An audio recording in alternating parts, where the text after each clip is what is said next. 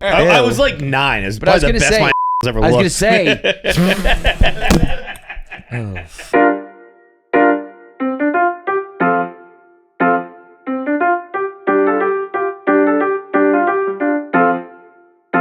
Today's episode of KFC Radio is presented by Mongeau SHOTTA. Mongeau SHOTTA. What a name. And what a logo. The dog with the bones. Yeah.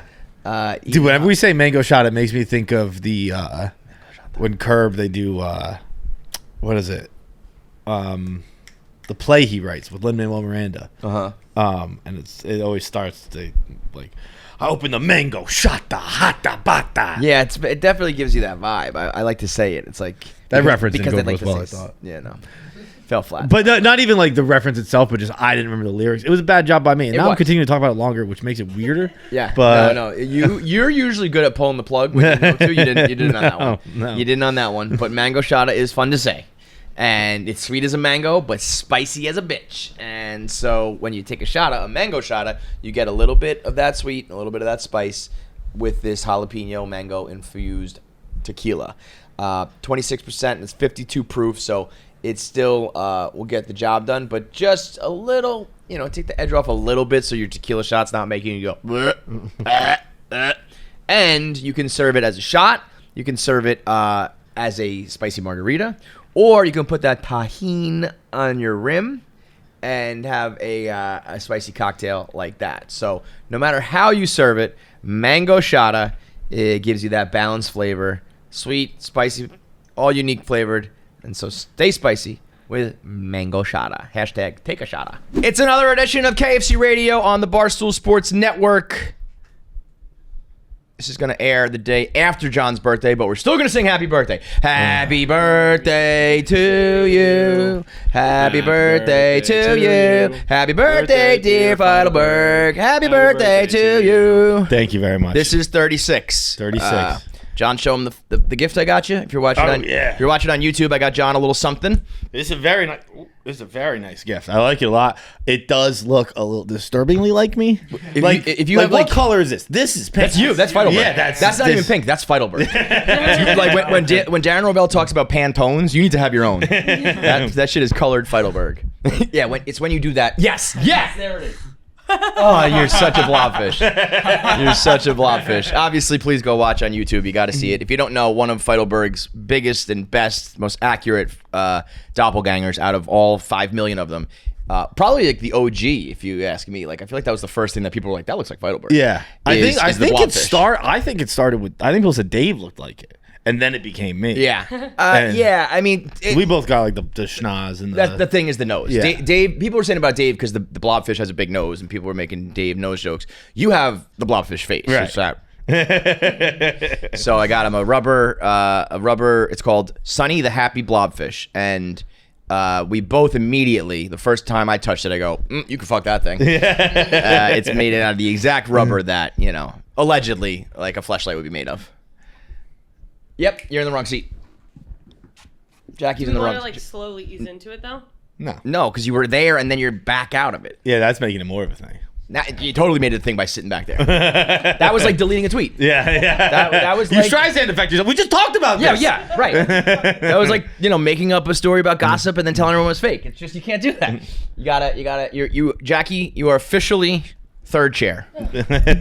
Day for celebrations. All right. Happy chair day. Okay, but then I want to just say, like, give me some grace. It's gonna take me a while. Yeah, sure. To get comfortable, to just get comfortable with it. You were talking about literally in the chair or talking on the show? Both.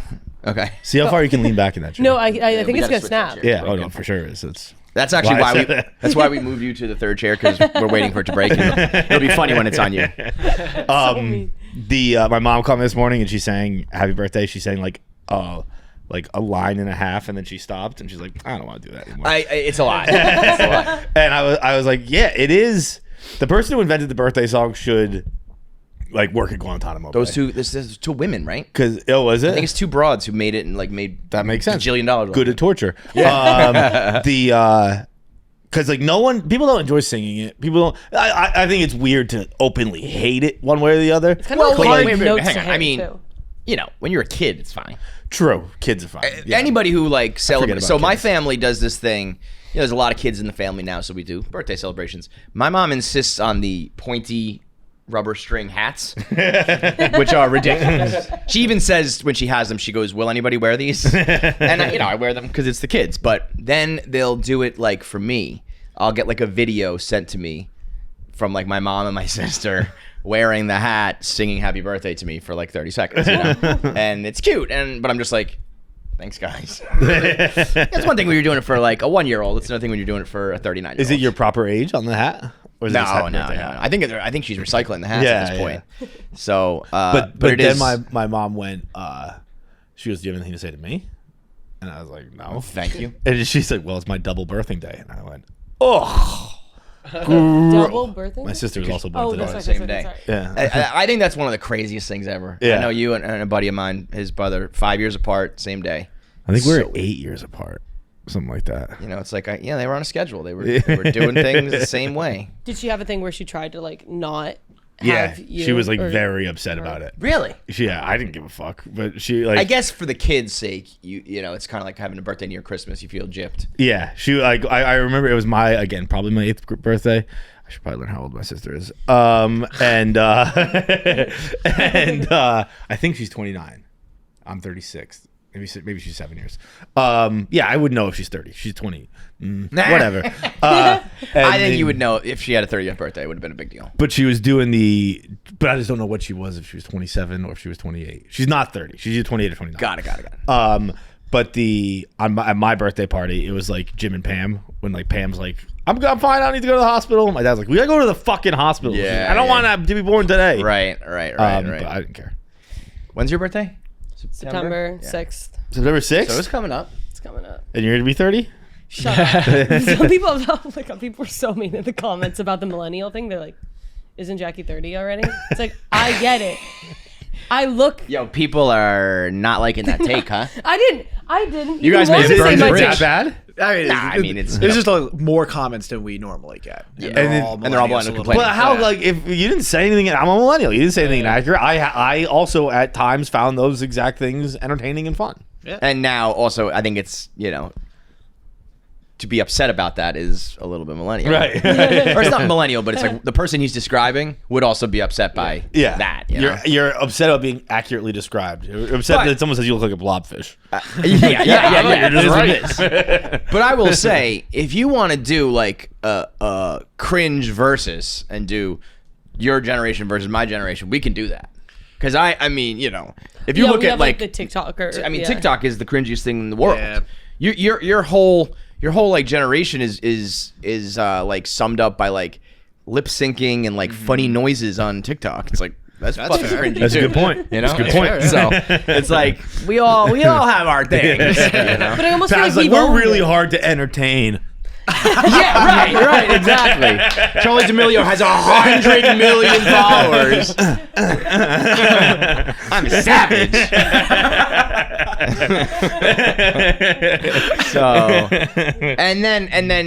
So I think like we both have cringe that cancels out, and then I would say, you know, if you want to talk about like the funniest, best comedians and shit, and that's just more of a time thing. But you know, they're all from my generation, bro. Yeah. So, But fuck that's you, that's young a time motherfuckers. thing. That's a time thing. Yeah. It Yeah, you is, can't. but like, That's like I don't one- know. I do think that there was a little bit of a golden era of comedians. Like, you know, I think it's gonna be tough to run into another like 5 or 6 comedian run from like Bill Burr through Shane Gillis and everybody in between. You know, that was pretty fucking gangster. I think you got to give it. Yeah, I mean, yeah, 5 to we gotta 7 wait. years. We gotta find out. You know, I also do. I think now that I'm like 25, basically, I think my brain's. aren't you 23? Thank you. No, I'm 25. I really do. Wait, you're 25? Well, I'm about to be 25. I'm 24 right now.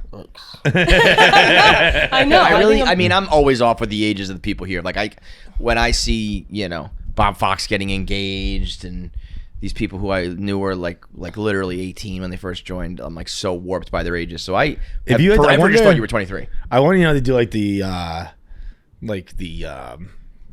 cafeteria table sitting and stuff like that. Like the meme of like who you Yeah. yeah. I wonder if you did it by year with Barstool personalities.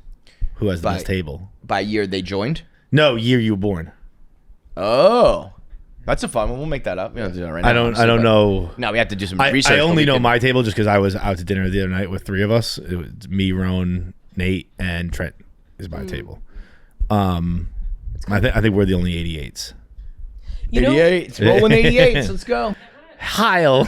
That's what 88 stands for. I was making a joke. Wait, what does that mean? I didn't know that one. 88 is Heil Hitler. It's because H is the 8th letter of the alphabet. Oh. Which is why that Stu Finder shirt is pretty wild. The 88 degrees. The degrees helps a lot. The degrees does a lot of heavy lifting on that shirt. Is that super well known? I mean, I guess on the internet, if you put like all the people who know it. I think I mean, I've known it like pre-internet. Oh, by the way, while we're talking about horrendously racist things, have you seen the meme of the Australian breakdancer? No. It's so funny, but terrible. Someone photoshopped her. You know when she went like this, with her foot up? Someone photoshopped her into American History X. Oh, no. You know the scene I'm talking about? I don't even like to say the phrase. I don't even like to see the still of the person laying there. But her foot's like right it's all black and white. It's very funny. So anyway, you're now the third mic on the show. What happened to him, by the way, Ed Norton? What's he do? I think he does like... He just does like Wes Anderson stuff? Yeah. Yeah. I was going to say passion projects and shit. By the way, I feel like if you shuffle here and then he shuffles there, I feel like you got to shuffle there. Mm-hmm. Yeah. So we got 15-year-old Steve behind the desk. Hell yeah. You're behind the 1s and 2s now. So I kept thinking he was graduating. So I thought we were going to get him, back to fucking Brav, right? Yeah, back for one more year. Yeah, one more. You're gonna do yourself a favor and just hang the fuck out your senior year. Don't worry about a thing, bro. These health policy and management classes are not going to be doing much. Wait, good. what is it? Health policy and management. So like I'm there. I'm just talking about like random blogs. Yeah. What's your major? Health policy and management. It's like Sure is. Yeah. He's like I said it 3 times now. That might have been a dumb question. Now wait, a lot of majors don't mean anything, but health policy and management is like, are you talking about like healthcare? It's like the business side of healthcare, yeah. Oh, that actually, I was about to make fun of that, but that actually probably is a tangible. Yeah. Like if you went into healthcare, you probably need a degree or it greatly helps. Yeah, it's super specific. So what was yours? Communications. That's the fakest one of all. No, I got the fakest. Not me personally, but I got it. I know what it is. My buddy at FSU, recreation and leisure. What? Yeah. What is that for? Like park management and stuff like that. Oh, okay. That's a little bit of a misnamed thing then. Because if that was called like parks development, it'd be a whole different story. Like, you could be like a fucking architect. I don't know exactly. No, so he's like a phony. He's a poetry professor. But at least that has like a. This is what it's used for. Like communications, even like my school communications, they were like, it's anything really. Yeah. Like, like, yeah, it's like you have to communicate in like every job. Yeah, like so bad at communication too. And says into the mic on the podcast. I feel like if you get like a broadcasting degree, that and you go into broadcasting, but when they call it communications, it's like. Yeah, what is that? What does that mean? Yeah. And like business is fake. USC business is broad, but it's actually like applicable in some cases because business is actually, a real thing.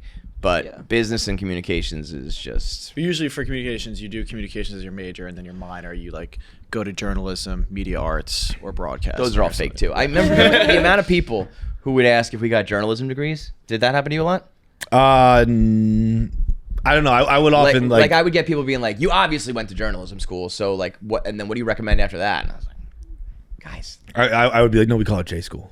Yeah, big J's. No, I was like, no, I was a creative writing major. They were the only classes I went to.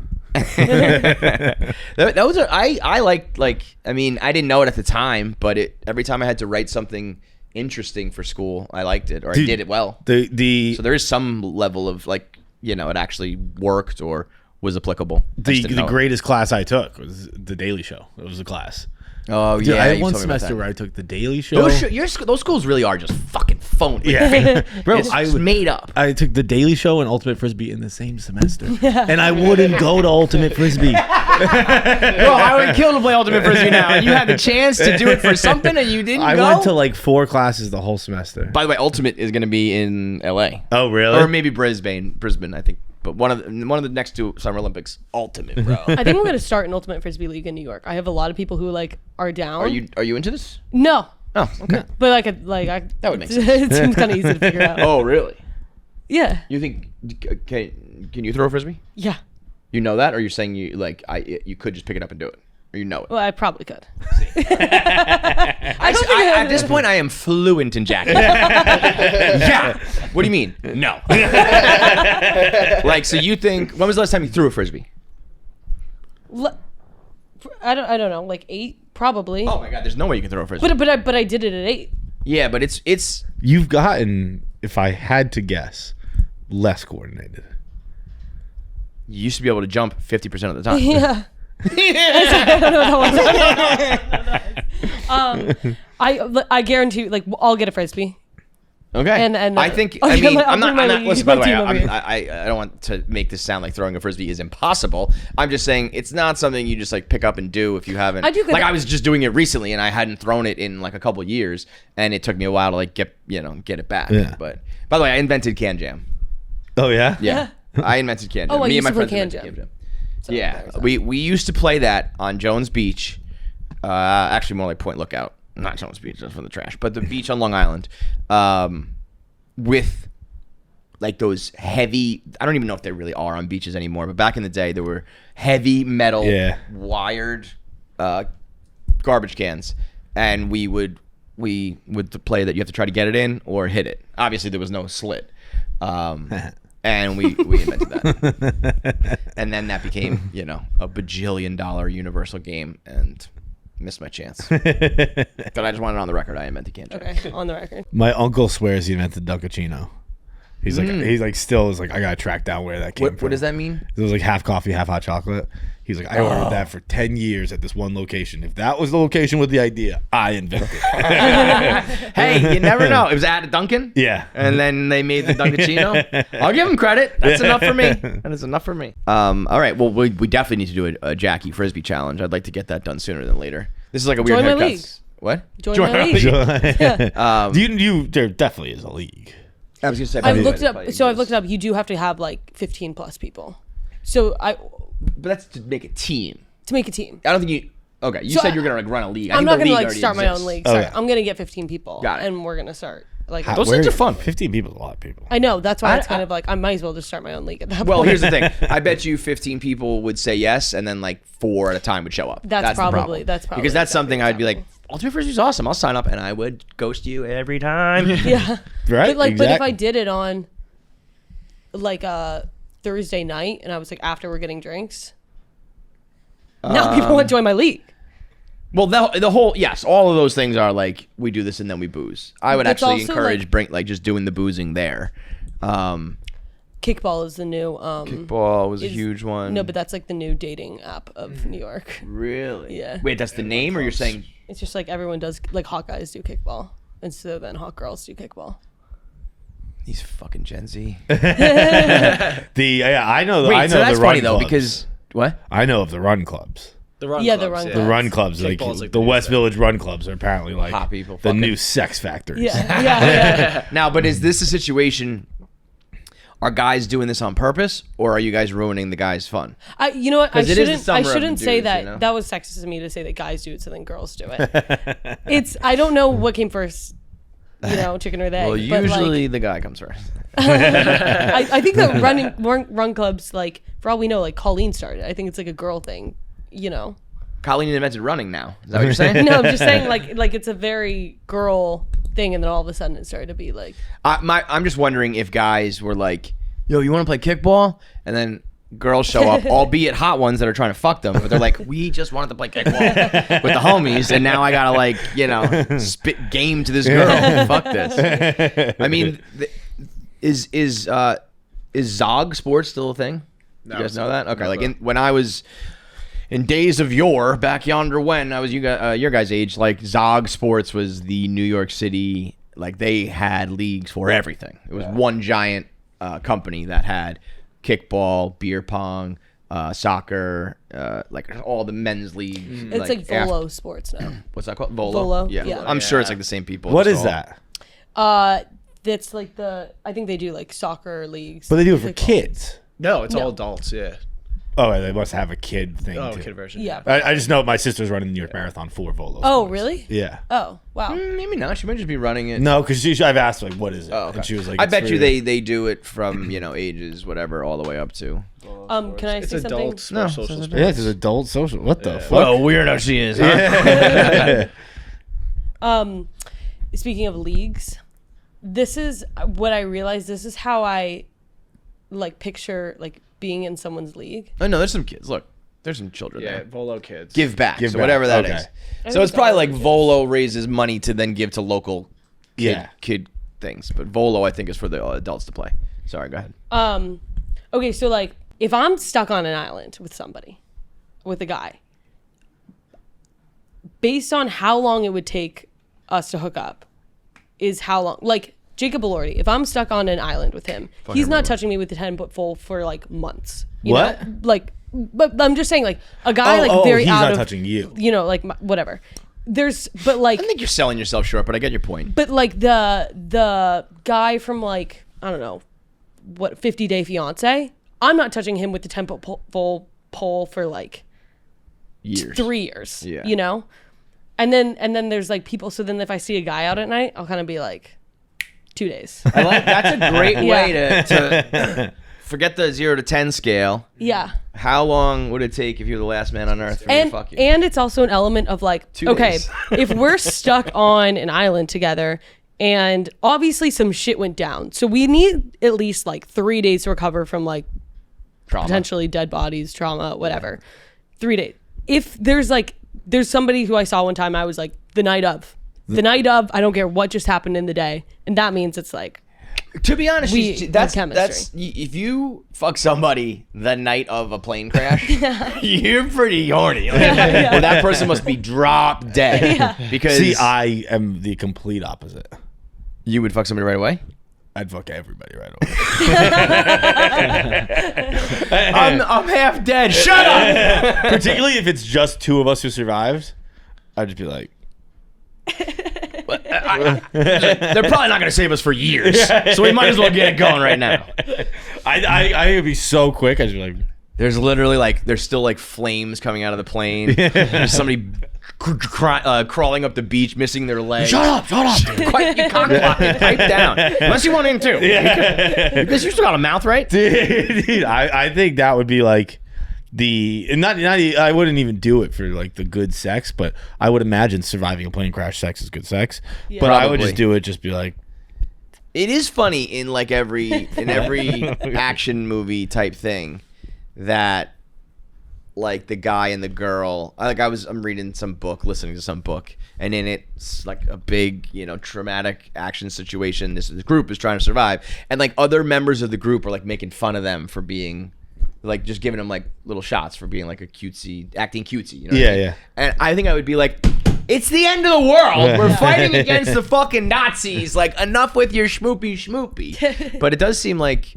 that's what like humans, that trauma bond thing is. yeah, but, So wait. there's also a certain element of like, okay, if I'm trapped with like just a weirdo guy, I'm like, I am going to wait until like I need it, because I don't want to like once we get back from the island, now I have like him under my belt, and like I don't want that. See, I guess that's a girl. Oh, you're talking about thinking. getting rescued and then. Yeah, and that's like, then is he gonna text me after and like think that we have a thing, or like whatever? It's like, when are we getting? At what point, like, am I like, okay, we're not getting rescued? Like, Yeah, we're just now gonna fuck. now it's like yeah. whatever. dude, I would show up at the end of Castaway. It would be the exact inverse. Like, my wife had been waiting for me. I'd be married to Wilson. Like, I didn't know they were going to rescue me. I'm good. I'm all good. That would be a very funny like concept for a movie or a TV episode or a sketch or something. Like, you have like a deserted island boyfriend. Yeah, Like, you guys are fucking, head over heels, and then you get home and you're like, ooh. yeah. The way that you used to, like just, build like, not the build the same. fort. Fucking gross. Saggy skin from all your muscle loss and weight loss. And, So Like wait, a let me septic ask you ass this or then. anything? So Jacob Elordi, let's assume he's down to fuck you. Mm-hmm. You think like the night of you would? Like the minute of? Like realistically, I mean, would you actually, after something? Because I do watch these movies sometimes, and I'm like, you guys are really horned up right now. Like, your dick's getting hard. Well, we know that like the fucking Planet of the Apes is gonna come kill you, or whatever it is. You know, you think you would actually be like, let's go, Jake? Jacob Elordi? Yeah. Night of? Yeah. Well, no. But just, I'd probably yeah, be like I'm pretty saying, if you self-doubt. just survived a plane crash, I you don't watched think I like a could do that. fucking little baby die, you watched Yeah, some no, grandma no. burn alive. No, I don't think When I could do you that. think? I think Day probably. two, you said? It would take me like a week. So then that's kind of where it starts. You I think know? I'd fuck Jacob Elordi in 3 days. This is like assuming, but also it's like in terms of like the theory part, like it's not even about how hot are they, like would I fuck them, it's like sexual chemistry. It's like, oh, we can't keep our hands off each other. Yeah. You know, Yeah. not like Yeah, no, 3 days. yeah. If Jacob Elordi's down, I'm Jacob, down. watch these sit-ups. It's like Love Island. You're in your workout gear, just running on the beach. Jacob, what's your favorite movie? I love that movie too. I mean, I'd be in so fast, dude. I think that's a great new scale, the day scale. Yeah, Spread that around to the girls. love. Yeah, but I'm so bad at this. You are not. You are not.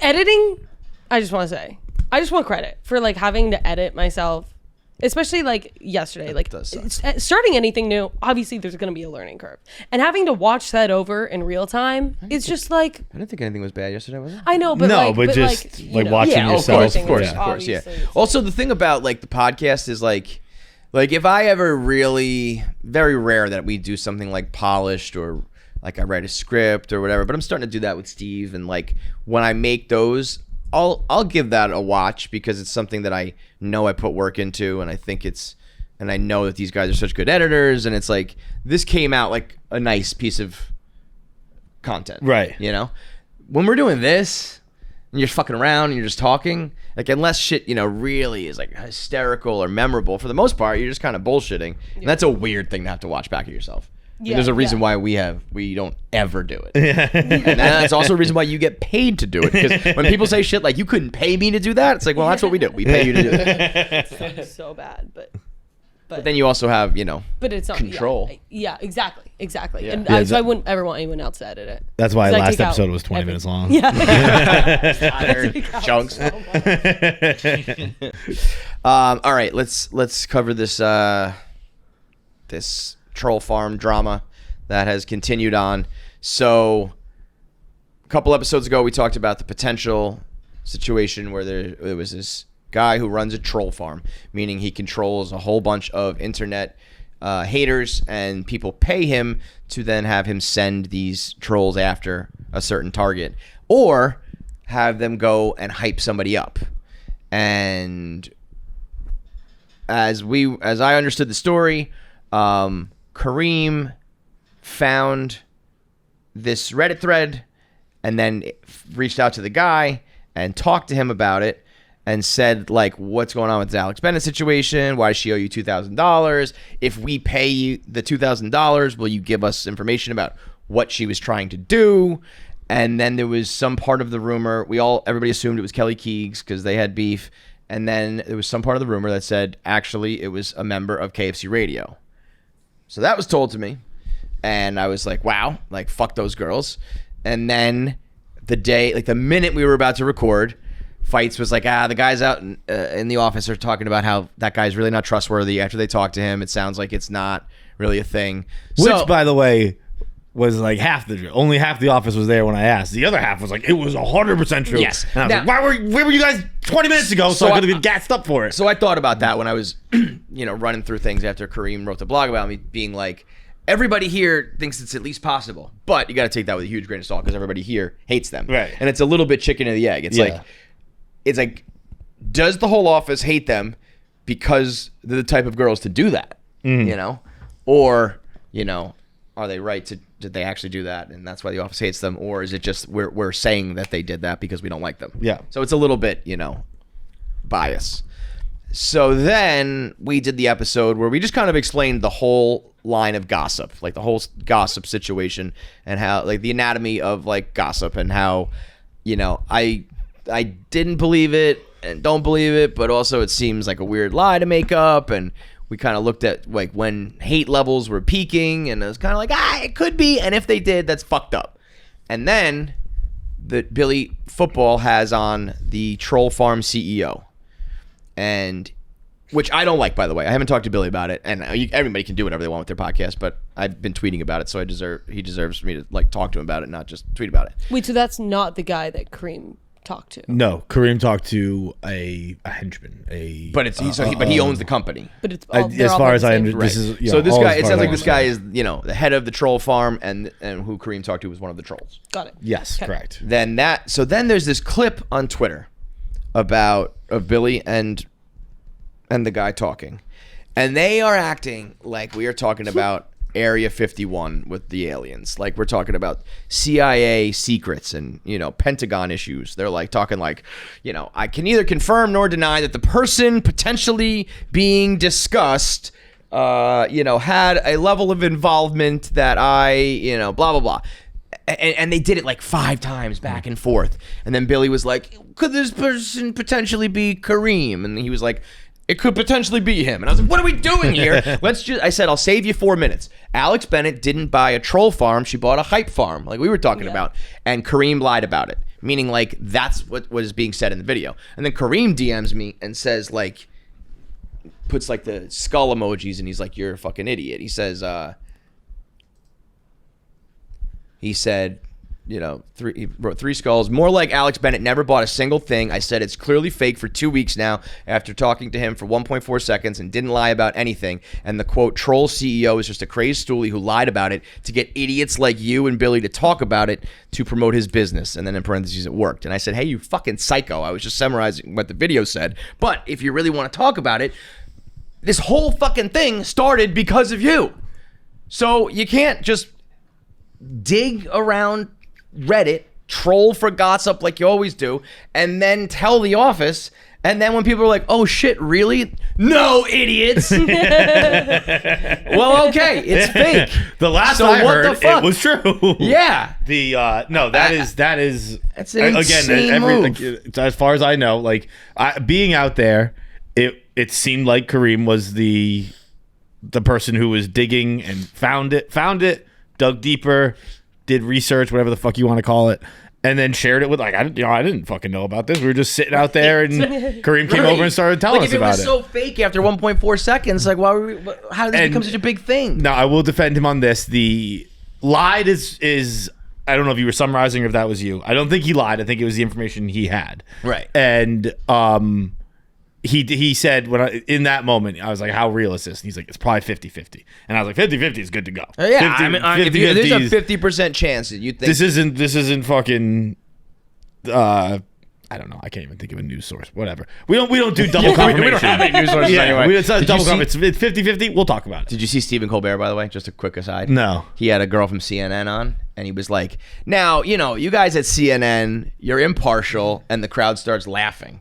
And he was like, it was not meant to be a joke. He was like, you guys like check your sources and tell the truth. And everyone was like, and the girl was like, was that a by accident applause like thing? And he was like, it wasn't supposed to be, but I guess it is. Fucking idiots. Anyway, yeah, 50-50 is like, that's like every rumor. It's like somebody said something and it's 50-50 is good to go to talk about on a podcast. Yeah, like, signed, sealed, delivered. Green light. And I guess since then 50-50 has gone down. I wasn't kept up. Well, we kept up to date and we're like, we'll talk about it. Yeah. And so that fucking asshole is now then after that interview ends, he flips back and off the record says actually everything was still true and it was a member of the KFC Radio gang, but it was not me. So I'm like, John? Like who would go after John? And it is not John, and it's fucking Jackie. Which, like, Jackie's the target. I'm again, so according to this honored. guy, who now? I feel like so relevant. You're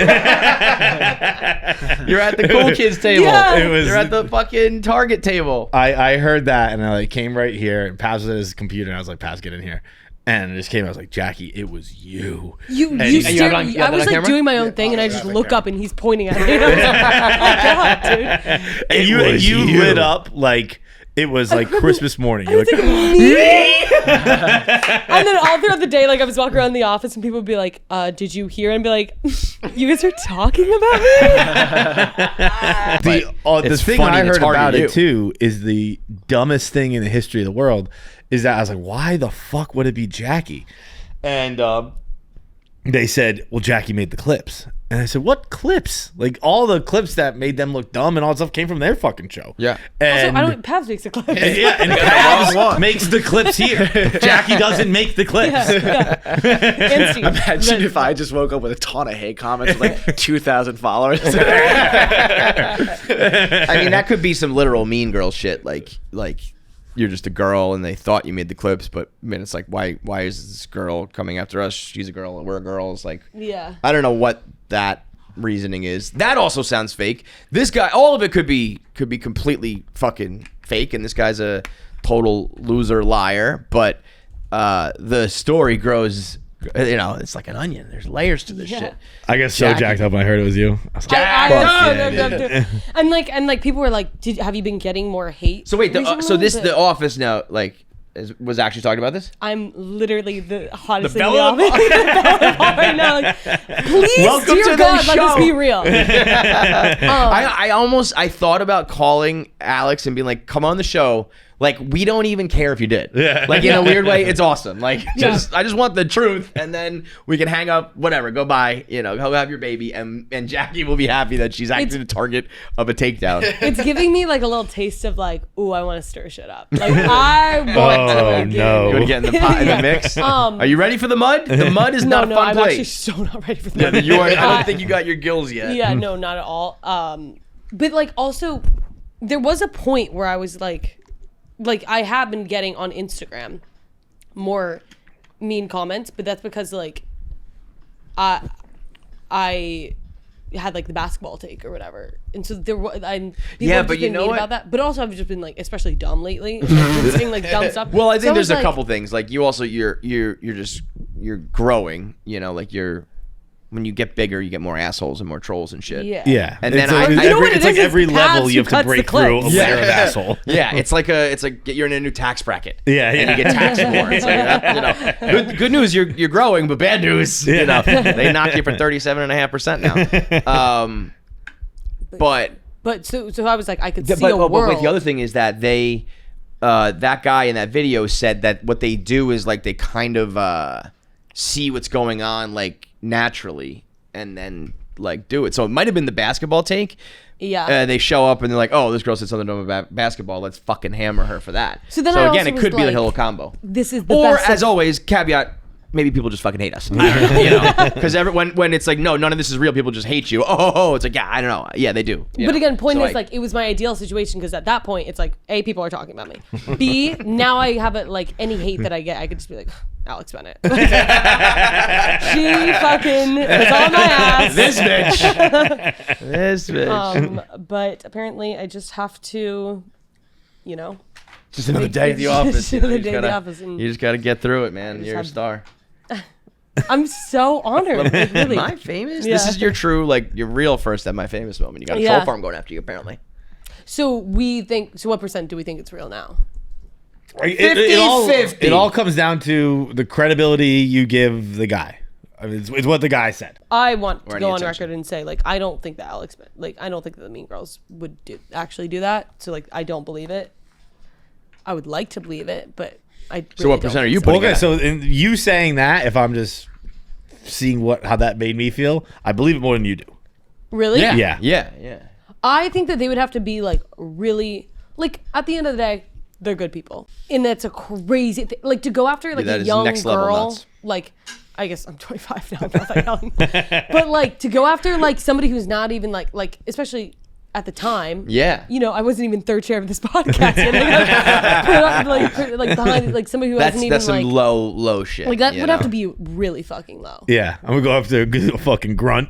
like, Jackie's just making the clips. We're not making the clips. She didn't make the No, clips. that's what's funny about that. But like, do you think there's a thought process the same way that there's this idea that like I was the one that fired him because of my like they might have been like she made those clips and But like if what- she didn't they wouldn't be out there. Also, I don't know what clips. What clips? Like I guess unless I am sorely mistaken, I feel like all of my clips are always like that was fucking dumb what you said, but like people are watching and people like it, so I will don't know. say there was a point during like I don't know when it would, and I don't know why I would have been making the clips, but there was a point where I was like, like I feel kind of snaky, like cutting this clip, but like that's my job. Yeah. Is it you didn't say anything? Yeah, I didn't. No, but it's just say like, it. you know, almost like girl code kind of, right? Yeah, Like, and I don't remember what it was. What's up, bitch? We heard you were eating eggs, so I wanted to come and say. Oh yeah, yeah. I was time for another. We've kind of talked about this anyway. We could switch gears. Come on in. It doesn't smell. No, well, he's only had 7. Come on in. Come join. 7? You fucking. No, but watch this. Watch. He'll make. Dude, he made 7, and it looked like just like a pan of. First of all, do you have like some problem with eggs? No, I have a problem with him eating. Okay, because he made 7, and it was like it filled up like the bottom of the pan, and I was like, that's not crazy. For Feitelberg, who's like an actual hog. Do you guys mind sharing a mic over there? He's a swine. You're gonna flip that. What are butter you right trying on to me. do? Get a heart attack? Or gains? Is this for gains? This is No, it's just this is for stupidity. It was something we saw a while ago, and we've been talking about it. Grab a that mic. lot. You're gonna talk a lot. And we've been talking about it nonstop, and we figured today is a good day to try and eat as many eggs. You have to eat It's as his many birthday, eggs. so you eat 1 egg per year. Oh. Happy That's the whole idea. You're only it's not just 27? random. No, I'm 36. Oh. This is what your show has come down to. Are you kidding me? This is like the highlight of the last 5 years. Someone's like, John is eating 30 eggs. I'm just like, That's what? fucking, it's like Jackie with the bananas. It's like, what are you guys doing? It's like, what do you mean what are we doing? John's gonna eat 36 eggs. This is fucking nuts. It's just But- become, John is just a trough pig. Yeah, he is. No, You're a really. boar. He's a barnyard You know what? swine. I would do. I mean, I don't have a hit cooking show or anything called Kiki Cuisine available every Wednesday on the Out and About channel. But Why don't you whip some up for him? I'm saying if Oh this my was Kiki God, Cuisine, yeah, I there would you take go. all 36 eggs and make a quiche, so you can eat it like. Oh, that would have been instead, smart. That would've make been a smart. frittata. Just How put big them would a all. 36 egg quiche be? It would be deep. It would be a deep dish. Thick one. It'd be thick. John eats them the hardest way possible. One at a time. Not only is it the most physical work. You want to talk about the hardest way Yeah. possible? He was cooking 6 or 7 before, and he just cracked one. Slurped it like her up. oysters, A dude. raw egg? Raw egg, It was baby. like, you know when like Rocky drinks them and it's Yeah. gross, but it's like whatever. This is he went. Do one right He now. was almost doing the what.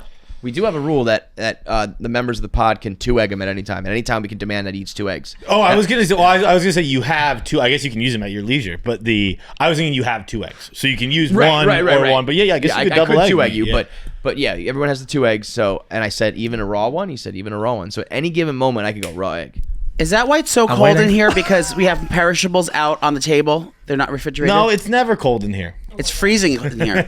I love it though. I think it's great in here. I mean, for the we got a raw egg, yeah. I You got hate raw to. egg me? For the at least for once for the show. Yeah. I got a raw egg. I think he would be a great guest. Any of these guys on Kiki Cuisine. Oh, Kevin would be great on Kiki Cuisine too. Wait, let's watch this raw egg for a moment here, because that one's Oh, extra. John. Oh, God. Well, at least he's using Kerrygold butter. Here we It's go. my favorite. You know, I'll let you go with a half egg. It's fine. Oh, it's dripping. No. Ice ski. That wasn't too easy to get down. Not to be But hey, that's 1/36 of the way now. My eyes are watering a little. That's what happened to me the first time. I was dying. Yeah, 10 eggs deep. No, Hey. I'm 8 eggs. Hey, Why was the first one so easy and the second one so hard? Just I think texture, gotcha. is that bad for you? I think the Can't be good. The like the is it Oh, it makes it a little harder. It kind of crystallizes how disgusting what I'm The woman was too stunned to speak. This is a mess. You know what this reminds me of? Not to be, the stereotypical gay, bringing it back to sex all the time. But I did see an adult film once where the woman had all the men jizz into a thing, and she cooked it into an omelet. Oh my! And it's solidified. It's solidified like egg whites. I bet it did. It probably wasn't It's because bad. it's all protein.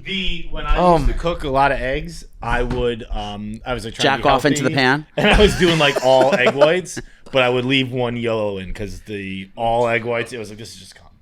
Yeah. I mean, yeah, the before the egg white cooks, Unload that clear shit is gross.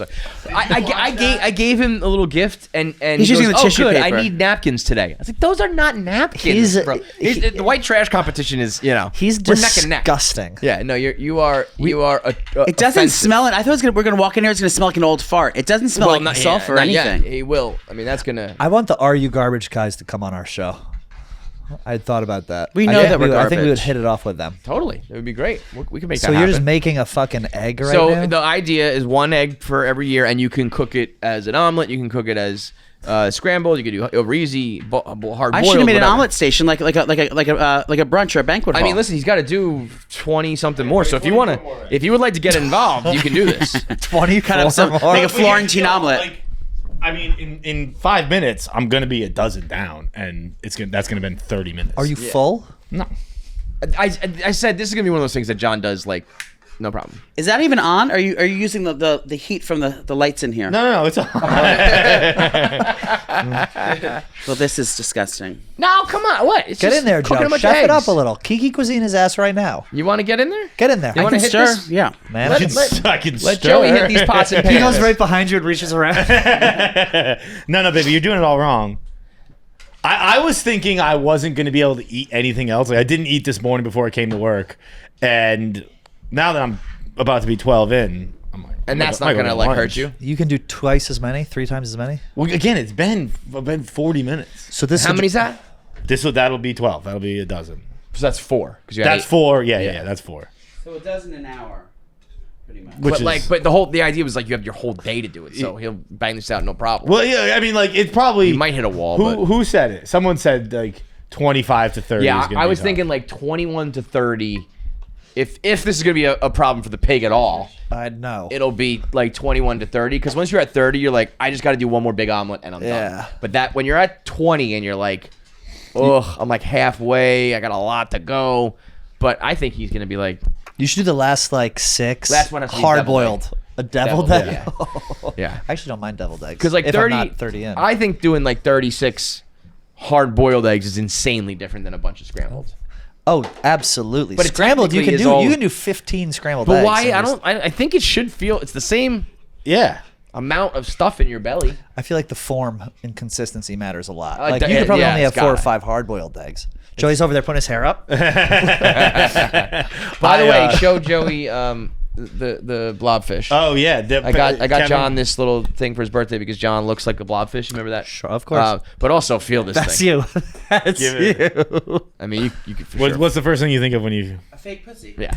I mean, all the perverts. Will, We were on. You guys heard of Temu? yeah. Timu, like, That's like salami. fake, His Temu. We're looking through like our. You're gonna die. It's like the Chinese Amazon, Right. And we were scrolling through, and it says "For You" of like Temu. It's all switchblades and pocket pussies. So he's gonna cut off his dick. Whoa. That is a pink tip. Look at that's underneath. That's Oh, it's a disgusting. pussy He's too. got it all. Oh, that's huh? your dream. Oh, that's Nana will Come gender on. bend. Wait, then there's this. This is gross. Oh, Yeah, well, we were. what is that? You fuck a dick? That- But like you Pussy that fuck goes through the a dick. from behind. what? Wait, what? Hey, this is now. Ah, This is the pussy panties. I can put this on. Pussy panties. Now, after a couple high noons, coming out from the West Village, Habs wouldn't even notice the difference. Wait a minute. So Now, you could. you can stick it in there. So there's like enough of a. So you So could. sorry, sir. You could put those on. You slip it's a could silicone tuck. panty.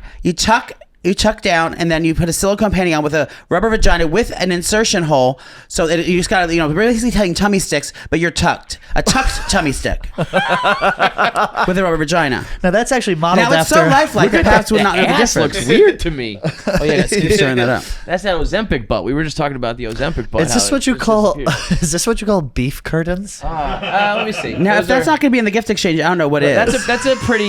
That's an Audi. I would call that an Audi for sure.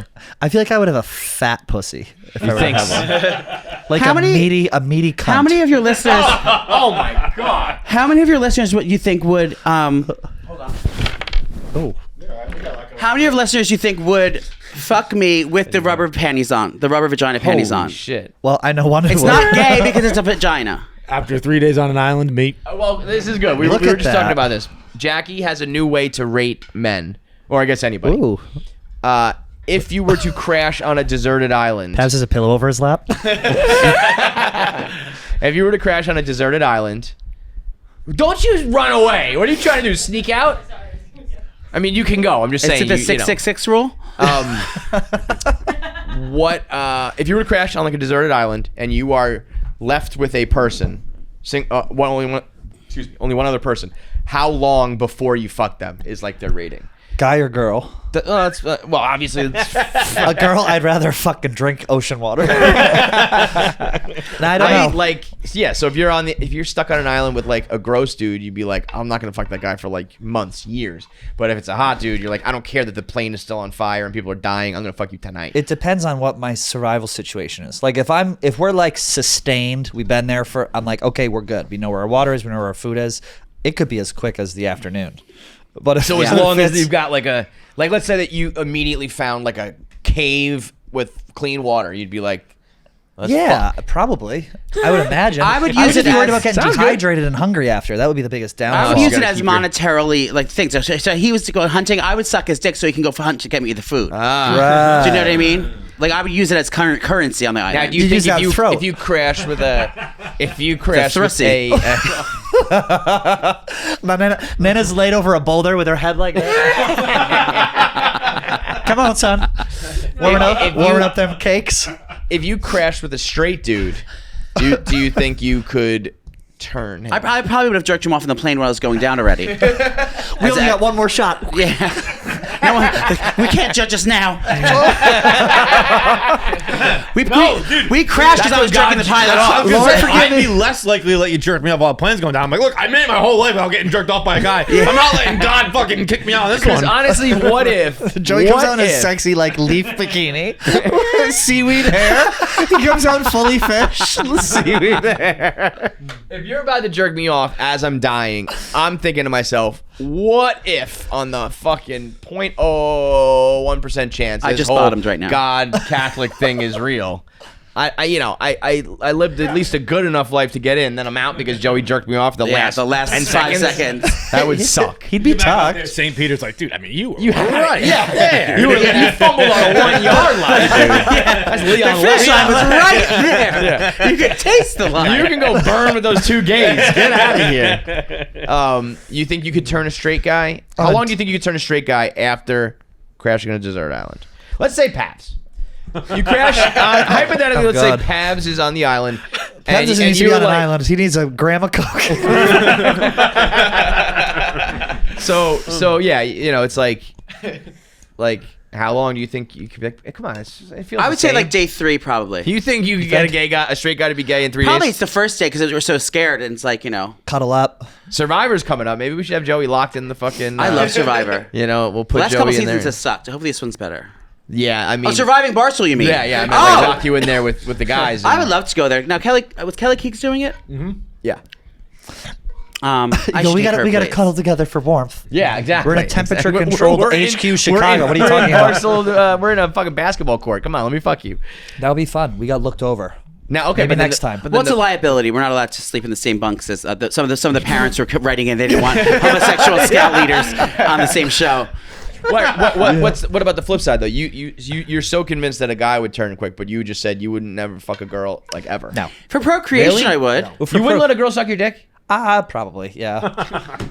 Let's switch that quick. He was just so I'd let adamant, anyone like, suck no. my dick. Anyone at all. Pretty much. If you look at me and breathe, you can get it. But you won't fuck anybody. Just anybody. I don't know. I think it's all depends on the situation. Deserted island, I think that would like make me want to kill myself if I had to do that on a deserted island. I would Fuck a lose the girl. will to survive. Fuck a girl. Just a sandy, thought of. fucking dirty vagina on a well, she desert she's island. not necessarily a Always are, hog. buddy. What if she's hot? I don't know. I think hot girls annoy me because especially ones if they know they're hot. It's like, get out of here. Fuck out of here. You're not doing it. Your looks are not getting you any favors with me. In fact, it's working the other way. Hands down, the most toxic people at Barstool. That's why I want a girl. I want like a chubby girl who's had to fight tooth and nail for everything. That's why she hired me on the podcast. Well, it was like you. That's like a fat Hannah, bitch from come from hard times. a fat bitch in an Upper East Side studio. I go, this is my workhorse right here. I can till the fields with Nana.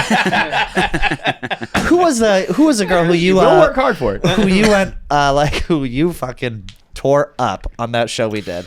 Which Not one? sexually, the girl who you just like butt heads with, Hannah Hannah? Hannah Cook. Cook. Oh. and Yeah, you you. used to smoke her. I like if her you- now. Yeah, if you guys were trapped in a deserted island together. Yeah, I mean, I think she learned the lay of the land really quick. Nana put that shit down. Like that was like jokes, but not jokes. It What was like, happened yo, again? bitch. She came in She trying tried to to switch touch my a- air conditioner and tried to take the king size bed. I think Joey's quote was, "Bitch, I'm not the one." Wait, I don't think I knew this. Okay, I thought because I knew you guys kind of beefed like at work and shit. It but was where more so this? that I like. It's like I don't deal like I I don't have to be like I have to be chivalrous to women, but it's like at the same time it's like. You don't get the big bed just because you're the girl on the trip and we're where all was roughing this? it. We're on a bus. This was in a Tennessee Barstool America Barstool thing? versus America RV. We're in the parking lot in Tennessee, and I think she joined and just assumed. and Joey like ripped her for the thermostat, and then he went and did. Well, I've been living there in squalor for a month now. He went- like, we were hungover. You just We got don't- here, bitch. You need to stayed go out rest. until I am like not 6 the in the one. morning, and then Joey goes and does his confessional, and Hannah's like, "What'd you say?" And Joey goes, "Oh, nothing that people haven't been saying all trip." And she's like, and they go, "What?" She goes, "Oh, that you just are an anorexic bitch who deep throats burritos, sleeps with everyone." I was like, dude, what Nothing on people earth? haven't been saying all trip is got you cut. fucking Surviving devilish. to- They cut to the core, like cut the body image stuff, like cut to the core. Survivor's is going to be wild this year. It was Yeah. bad. 20 Yeah. people. Yeah. It's Are you guys doing it? No, No. we're not. that makes me Bob feel better. Fox is an alternate. Yeah. He's gonna win. He's in, yeah. Oh, yeah. He could very well win. I'm nervous for him though. He's like an anxious cat, and this is going to be a He just got engaged. pressure packed. Yeah. Yeah. Like And he was so use that nervous 250. to do that. So yeah, he could use it. I mean, if he makes it to the final, He I was, think he was I think- nervous to go scout out the How did these come in? the. I just want to bite. He's not getting enough calories today, so he's got to get the fucking. What was he donuts. nervous to scout out? He went to scout the location where he was going to propose, and that was giving him like Really? anxiety. He was like, "Oh my god, my stomach hurts." I was like, when Dave is conspiring against you to like boot you out, or you have to vote off somebody like Dave or whatever, he's gonna. It's not easy. It's not easy. You know how that shit goes. Is I know that Stu is out. I Stu- know that someone else dropped out. Stu was out, and Stu was out, Bev. and Pat Bev. And then Are Francis Gillian and- Wallow still in? yes, Is Arian Foster still in? I don't think I he don't was know. ever in. I would love to have made a black gay alliance if we were in there. Would have been great. We've been held down our whole lives, It's sisters. right there. Let's all get together. Check. This is Yeah, you're good. Okay. Yeah. Stu Feiner said something like, I didn't know, like I can't not have my phone or something like that. Yeah, it's something to do with football or like his Like he was business. like those hours, like I'm doing all my picks and shit. And I'm like, Stu really does think these picks. I don't know. I just thought I don't like Stu how they was keep putting here. rich people in there. Like those, Gilly, them, Pat Bev, they don't need that damn money. If Well, they that's do win why the it money, they works, should be though. able to give it to the poor people that are trying. But that's why it makes it interesting because you might get voted out because of that. People might be like, you already have money, you're gone. Yeah. Is Dave doing it again? Yeah. Oh my God. Yeah. But it really, honestly, it's not about the money. I don't know how Barstool versus America was for you guys, but like, No. I really was not thinking about the money. First of all, how much is it, John? About 50 grand. Yeah. Taxes. How much is Well, it? about 125 this one. Did you win it? No. No. No. Oh, this time it's I thought it said it was $250 this year. But taxes. Taxes. Okay, so you motherfucker. figure still you're gonna get 150 grand cash essentially after Well, tax. Like yeah, $150,000 is a lot of money. For sure. Not $250,000. Yeah. Yeah. But it it's really- definitely a different amount of, a lot of money. Until it's not Sleepy the Joe- advertised price. Sleepy Joe gets his Yeah, hands on it. Dave, for the first time, I think, on Unnamed said $250,000 cash. We'll see. So maybe this time actually it might be $250. But we got we won the Barstool Bracket Busters, Joey and I. It was 40 grand, but it ended up being like 10. Yeah, 10 each. Well, Yeah, because they give you it in the form of a paycheck. yeah. You know, and that I gets think it was taxed. like 20. What was it? 15 we or had 10 16 each. or when 16 or we something like- I don't won know. Rat Race episode 2, like $740 hit my account. Which is fine, you know. And but it was just very funny. It was like the grand prize of like a dinner with like 5 friends. yeah. That's so funny. What are you gays doing these days? You got shows coming up or anything? We have our last show in Boston. It's sold out though. No one can buy more tickets. Hey, let's Yep. go. Last show in Boston. That's on Thursday At Laugh Boston. Laugh Boston. If you want to come picket it, stand out front with Yeah. a God Hates Fags sign. Be my guest. We've been trying to do that, and then we're gonna take a break from. 300 touring episodes for you guys, right? 300 episodes. Now out and they about. will Yeah. do 300. 300. How many a week do you do? 2. Okay. 300, believe it or not. Do 2 a week. Yeah, we didn't realize it sneaks up on you. We didn't even realize it. There was a funny clip the other day of I think it was you saying the worst part about having sex with the girl is the tits. Oh In yeah, their that went face. viral. Where'd That Jackie ripped. go? Fuck, that would be good to have her in there. and Vinny was like, "Oh no, that's dope. That part's dope. that part's the awesome part. That's why we do it." Dude, when you randomly get hit with a titty, you're like, I forgot those were there. Hell yeah, dude. Well, I get hit with my own titties when I'm jiggling around. I don't need some other bitch's hooters in my face. If you get like a rhythm going and they're almost kind of like circling, you know. That's what I mean. Like, she's on top and you kind of they're just swinging over your head like you don't even know about, it, and then randomly one just whacks you. I can You're imagine. Like, oh fuck, that's right. His titty's above me. That's kind of like when the guy's pumping his balls are doing the same thing. That's the same attraction. Yes. Okay, now I Wait, understand. what are the balls doing? Like when the balls are slapping against your back. Your back. Well, because the holes, your lower back. Yeah, your lower back. Yeah, that makes sense. Wait, that makes what sense. position? I'm getting my legs are above my Missionary. head. Missionary. Every Thursday when Missionary we're Your Dude. lower back's on the fucking bed or something. So it's like your ass. No, I'm yeah, but laying it's like this. It's like right behind your getting asshole. fucked, and his balls are down on my so lower it's back. more hitting your butt than your It's your back. like your High butt. tailbone. Your your upper Depending butt, how long lower they are. back. Yeah. I knew that clip- back's crazy. That's not hitting your back. Well, he's got low hangers. Yeah, it depends on the balls and it depends on the butt.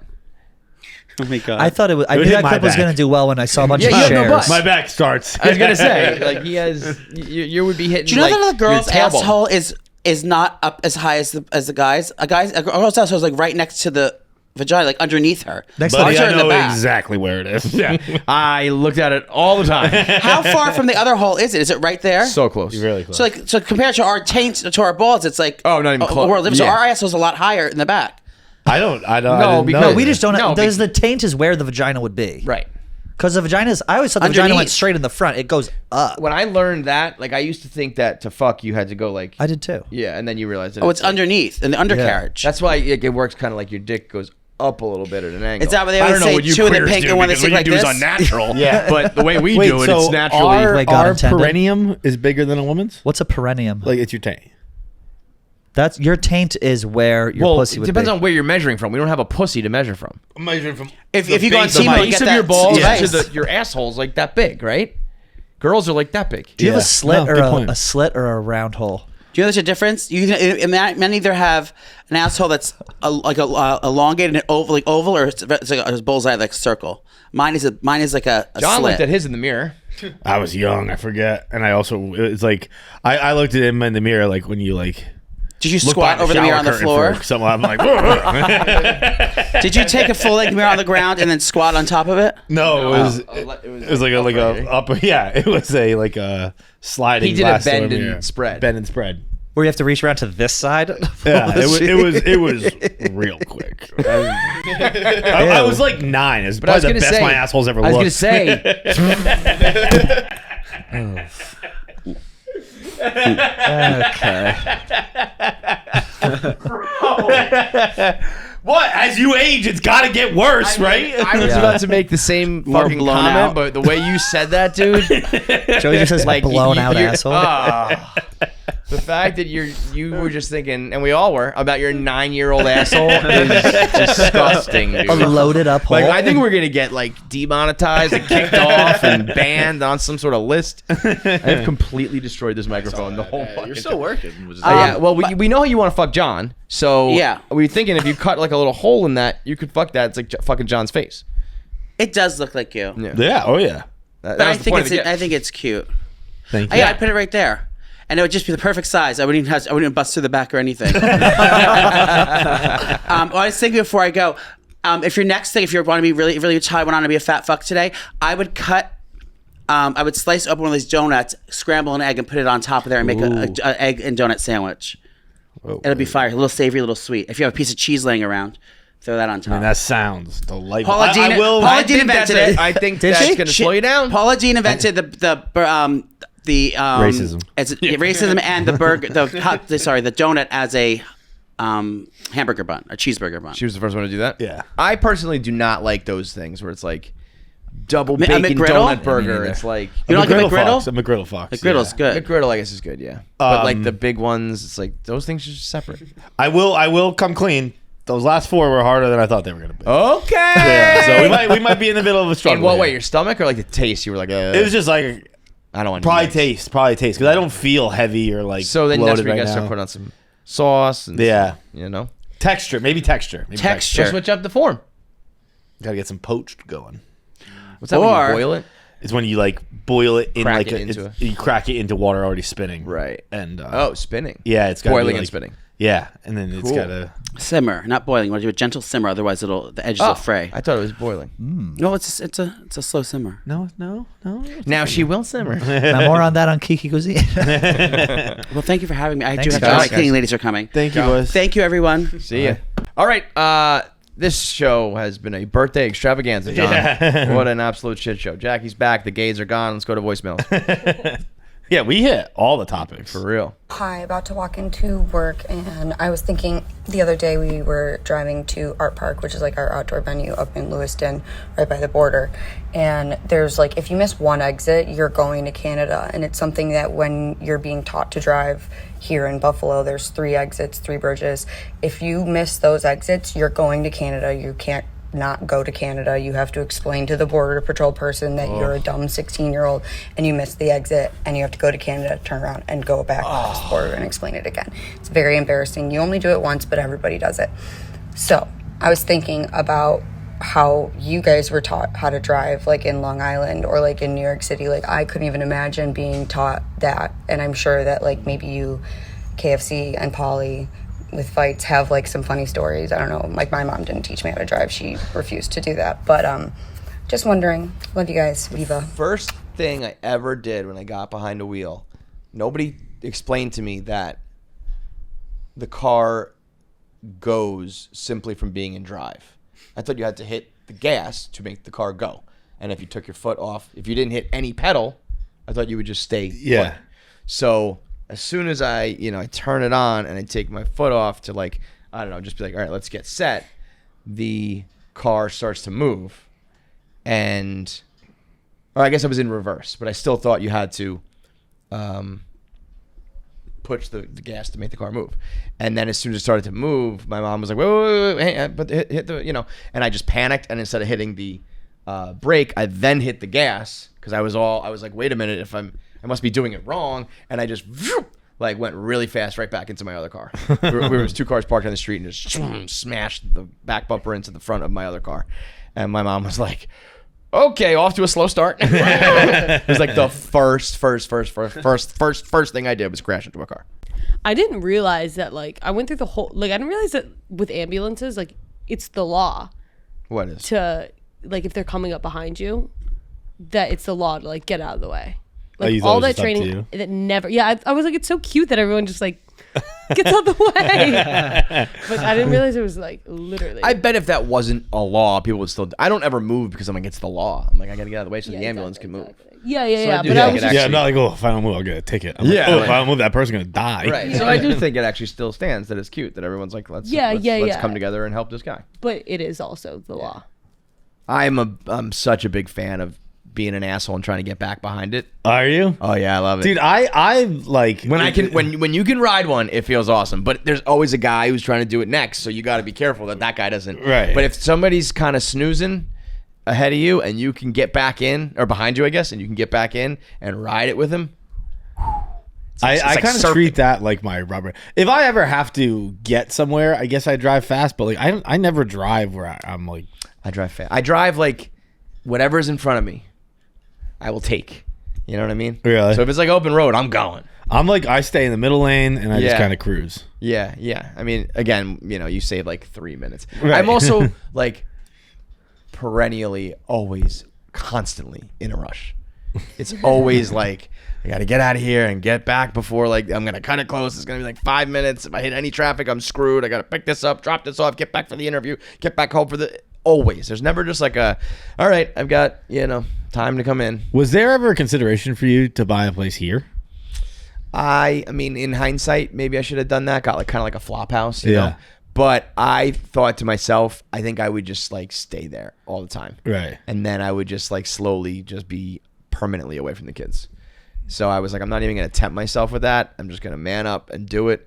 So that way, because like you never know when it happens, but every now and then there's like, very rarely, but when it's like Keegan's really sick and like I need you to run out or I need you to come over, and it's like, if I couldn't do that because I was just like, I'm in my New York City apartment, I would feel like an absolute piece of shit, And just little things that are just, like, I missed the train. Our nanny has to go somewhere. Like, can you handle it? I'm like, yeah, I got it. And I'm right there, Yeah. If I was just sitting in, a Chelsea apartment like a dickhead, I would feel pretty bad about myself. And I also, I probably could afford like something now here, but I think that would be a pretty stupid investment too. Like if you're not going to use it, I think it's dumb to have a New York City apartment. Yeah. But it would make some things easier. That's for certain. But I live 5 minutes from the office, and like if I didn't live 5 minutes from the office, like I would be so late. Like, all the time. If you had to like, hoof it from the Upper West Side or downtown or something, you would be late. Even that's like, because I've thought about it. Like I don't think I'll ever live off Manhattan, but like even closer than that, like I have to be on the 1, 2, 3. I have to be somewhere where I can get. Yeah. Like when you have office. to transfer crosstown, or transfer, it's got to be West Side. It's got to be like 15 minutes away. Otherwise, would you ever do New Jersey and take the ferry? No, definitely not. No, it's not even a New Jersey thing. It's just like I like being like right in the mix, right here. Yeah. I also like I get why people don't like New York, but I like living in New York because like I live in New York. Yeah. Like I like going to shows and concerts and dinner. If you just go home and sit on the couch, then go live somewhere else. If you are the case for living in New York, like I was at a point where I was like, what are you paying the premium for? Right. If you're not taking advantage of all the things, you're on Broadway, and not even like going out, because you can go out elsewhere. Like Broadway, you have to be in the city. Right.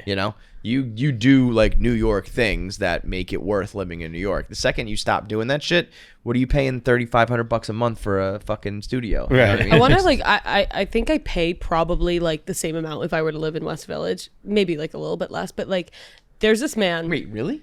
I mean, nowadays, like, Why? I guess let me tell you something then, babe. You shouldn't be. I know. So there's a man West who Village, way literally, better. like a homeless man who literally jerks off on my street all the time. I see him all the time. He does it under a tarp, so like it's respectable at least, but you could see it like moving. And it's every day. It's every time at night, whatever.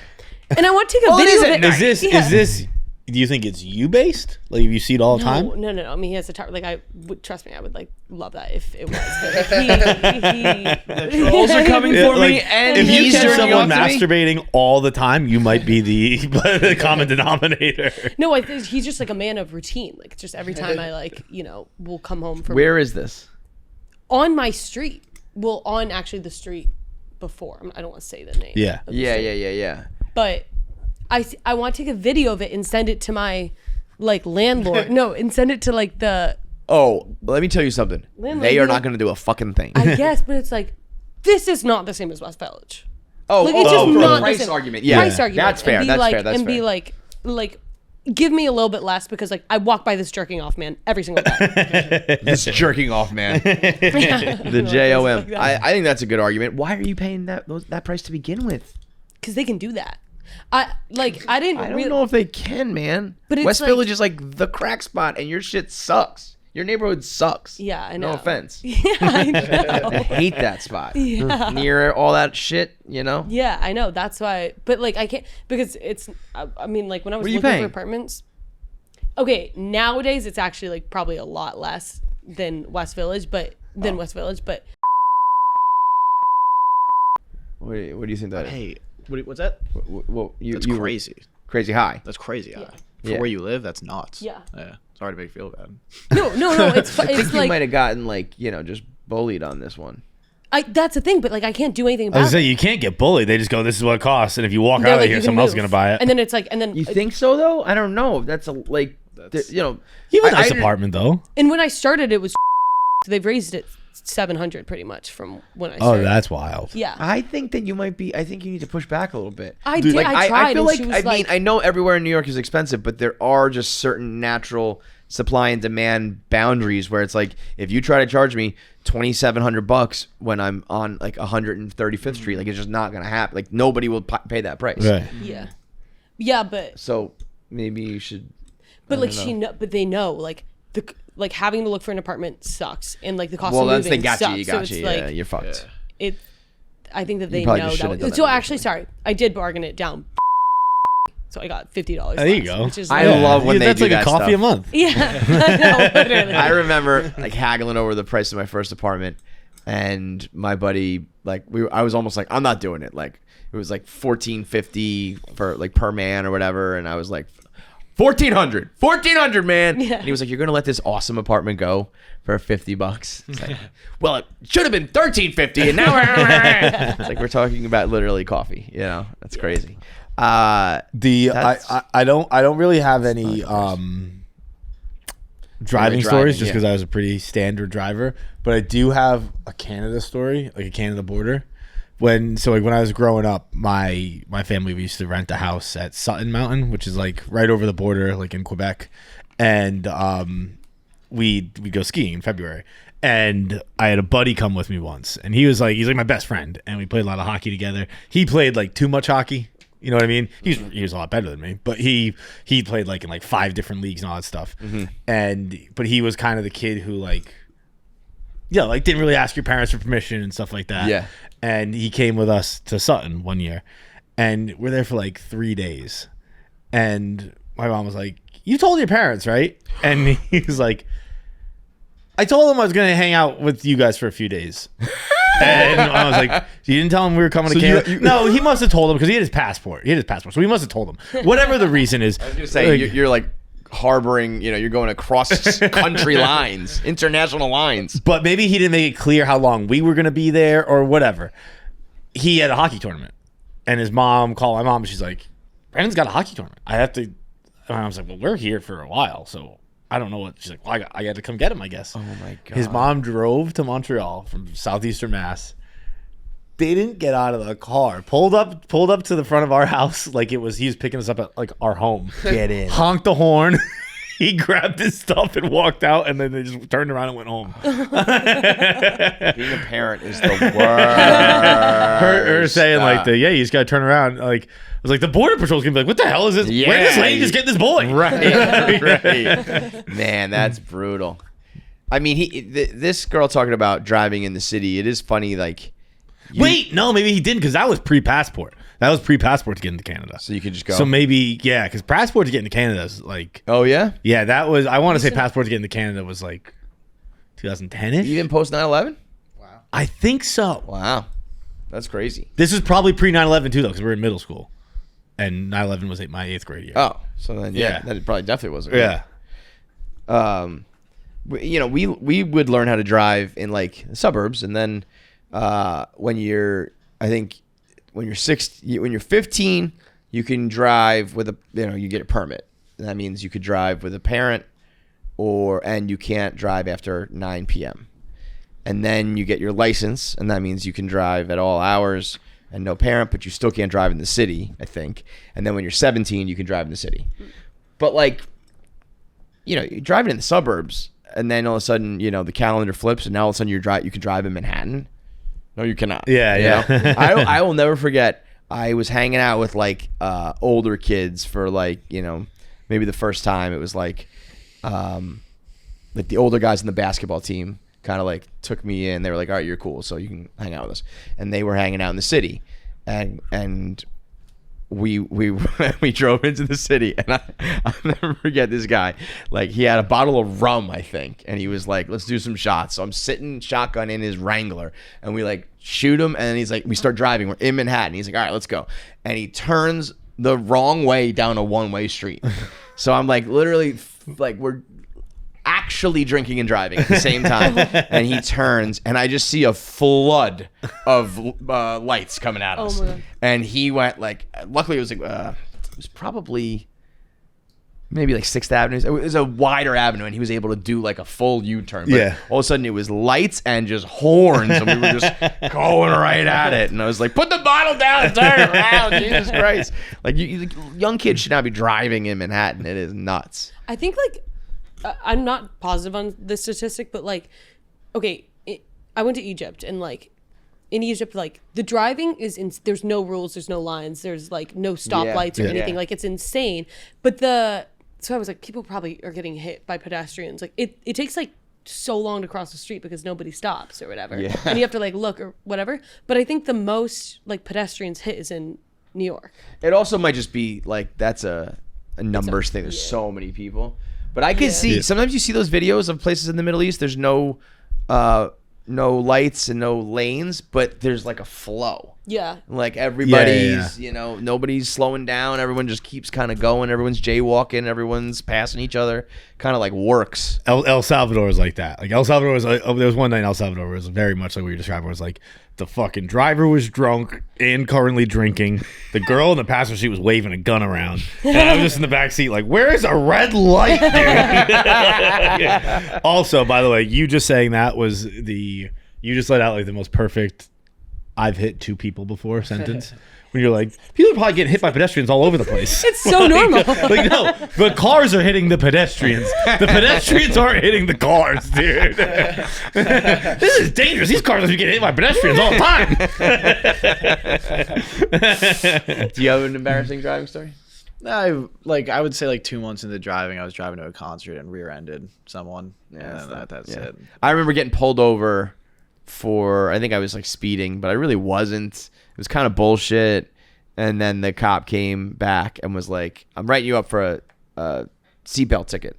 And I was like, "I was wearing my seatbelt." He was like, "I'm writing you up for a seatbelt ticket." And I was like, "Officer, I had my seatbelt," because it was a lesser charge. You know? And my brother was the one sitting shotgun. He was like, "He's writing you up for a seatbelt ticket." I was like, "Oh, thank you, sir." That happened in Providence once. Buddy was driving drunk, and there were a couple of us in the car, and the cop pulled him over, and he's like, "I'm about off my shift. Anyone else in this car who can drive?" And we were like, "No, sir, we've all been drinking." He's like, Is there anybody else in this car who can drive this car? It's like That's not the correct answer. Someone's like, me. He's like, all right, switch seats with the driver. Get the fuck out of here. We're like, Providence is the best. I mean, no matter how old you are, no matter how many times you've driven, no matter if you're following the law, I don't know, but every time I pass a cop, I'm always like, does that ever go away?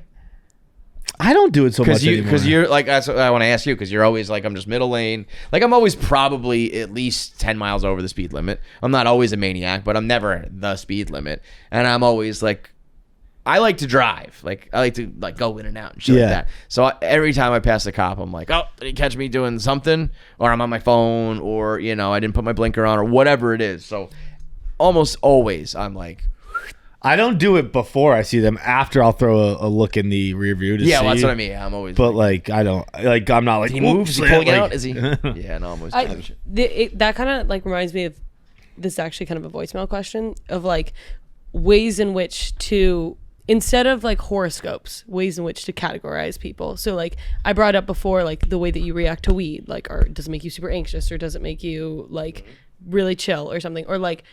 Another example is like the way in which, or like the state in which you like a banana, the ripeness in which you like a banana, or something like that. And I think, and this obviously is coming from a white person, and I think that a black person would have a very different like answer to this, but like the way that you are around cops, like I'm already high, like I don't do anything, but like I'm already high anxiety, and so it's like I see a cop and like I'm gonna be weird about it. But some people are just like so normal or whatever. Some people are like they have reasons to be more anxious around cops. I'm pretty normal. I would like, say but, like you don't really have anxiety. Like I have like right now I'm driving with my registration's expired, and I was thinking about like if I get pulled over I'm fucked. But I also was like, it'll be all right. I don't know. It'll be all right. Oh, dude, like I might mean- get let off, and even if I don't, it'll probably just be a big fine, and like maybe they'll kick me out of the car and tow it, but they'll probably like let me go with a fat fine. It'll be all right, and that's for sure white privilege. Yeah, dude, the amount of times I've been in TSA line. Yeah. Going Same through thing, my same head being thing. like, oof, I do think those drugs are in there. Actually. Yeah. But I think if the guy sees it, he'll be like, I 100% of the time I've been in TSA line thinking I might have drugs on me.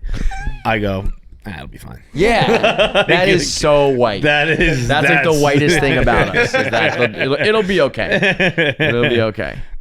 All right. Have you guys heard about the Tana Mongeau? Yeah, I actually have. Who's Tana Mongeau? Tana Okay. Mongeau is Jake Paul's ex-girlfriend, ex-wife. No. Ex-girlfriend. I actually don't know. Oh, you're saying like 2 words. Tana Mongeau. Tana Okay, Mongeau. I thought like Tana Mongeau was like a. I know who you're That's talking old about. shit. Okay, boomer. So wait, it's her co-host, right? Brooke Schofield, and she. It's interesting because like, so Tana originally had her podcast. I actually don't know if they started together, but it's called the Cancel Podcast because Tana's gotten canceled like a million times. Like she's had some bad tweets and everything like that. And her co-host Brooke Schofield has like was just like a friend that she met at a party, but she's quickly become like just a fan favorite. Like everyone loves her. She's like everyone's obsessed with her. And she's so like sweet. Like it is. I mean, somebody else said this, but like likability is a prison type thing where like somebody found tweets of her and like she's getting canceled kind of because of that. But it was like they're pretty racist tweets. Her apology was pretty bad too. She said something like somebody's telling me jokes about black people, like save me or something like that. It was like She was. Let me pull it up. It was like. Yeah. She was. Doesn't like, the I don't fact know how I that got there's- back into America because I've said so many racist jokes. Doesn't the fact that there's a thing called the Cancel Podcast with 2 hosts who have been canceled multiple times, Yeah. doesn't that fly in the face of Right. canceling being a real thing? I mean, So- this is horrific. Let me. Maybe there's some that I have not seen. I did not know that they were horrific. But also, this is it's some George Zimmerman, Trayvon Martin stuff. It was How old was she then? Yeah, that's the thing. She was like a baby. Yeah. But even like I think it's even weirder then. Like you were 12 with George Zimmerman takes? So her. She said. Her explanation in like the next video, and another reason why she's like extra getting canceled, because her like explanation video was like her crying and being like, the reason I was racist, or the reason I said these racist things is because her apparently like her grandfather and her grandparents who raised her are like pretty like heavy right wing, Right. and so that's all she knew. Sorry, let me just tell No, it for go the. for it. Oh, this is a video. Fuck. So it was guarantee if Zimmerman shot a white guy, this wouldn't even be a story. Newsflash: this wasn't a crime of racism; it was self-defense. Cassie yells racist profanities in the movie theater, like only minority in the room is sitting there. I don't know what that one means. I said so many accidental racist things last night. I don't know how I even made it back into America. To rape you or not to rape you, everyday struggle. I think that's what it's blurred out. Yeah. To rape you or not to rape you, everyday struggle. Quit calling me when you're drunk, F word. I don't even want you when you're sober. Oh my God, I swear I had nappier hair this morning than most African Americans on this end of our country. You can't trade lap dances for cheeseburgers because after a little while, no one will want a lap dance from a fat person. What? Oh, I see. I'm going to go work out later because I'm a fat girl. There's some fat. I thought there was also something to... Listen, I wouldn't say any of these are like horrific. No, they're, yeah. they're all dumb tweets, but like I also maybe I'm wrong, but I thought there was something about. She said during the Zimmerman trial, they were showing Trayvon Martin pictures when he was like young, and then he was older when it actually happened, and she said something like, "This is what he looks like now," and that would terrify me too. I don't know, it was probably just like a black guy. I think that was the case. with a bag of Skittles in his hand. right. But yeah, Tana like gave it the boot, right? Well, I think, no, like, she's if- not actually booed from the podcast, but it was one of those things where like everyone was like, of all people, the cancel podcast is gonna just handle this and be like, "Yep, we're canceled again. Right, That's what we right. do." Yeah. But Tana, I don't said know it was anything horrific. about this. Like, I don't know. It was a little bit like she was kind of like I'd asked her to take a step away from it. It was a little on her high horse. She said, "I'm saying as a white person, I cannot even imagine being a black fan or non-fan and reading those tweets." I mean, I'm also saying Mojo this. confirmed that she has, quote, condemned her for the tweets and that she, quote, had no right to forgive her as a white person for the things she said. They were so disturbing and disgusting, and that she also lived with her very, very right-wing conservative grandfather, and her household was literally just Fox News all the time, and that whatever I heard, I passed on. That was not Tana. That was the girl saying that. That's understandable. I don't know how old this person is or was at the time, but like, Well, let's see. you're definitely a product of your environment until you go off to college. I think it was just the issue was that she spent the whole apology video explaining why she was racist and not like apologizing to, She's 27. you know. So Trayvon Martin had, like, what, 10 years ago? At least, Yeah, I mean, way more. Dude, how old was this chick with fucking Trayvon Martin takes? That's Maybe nuts. she is a problem. 2012.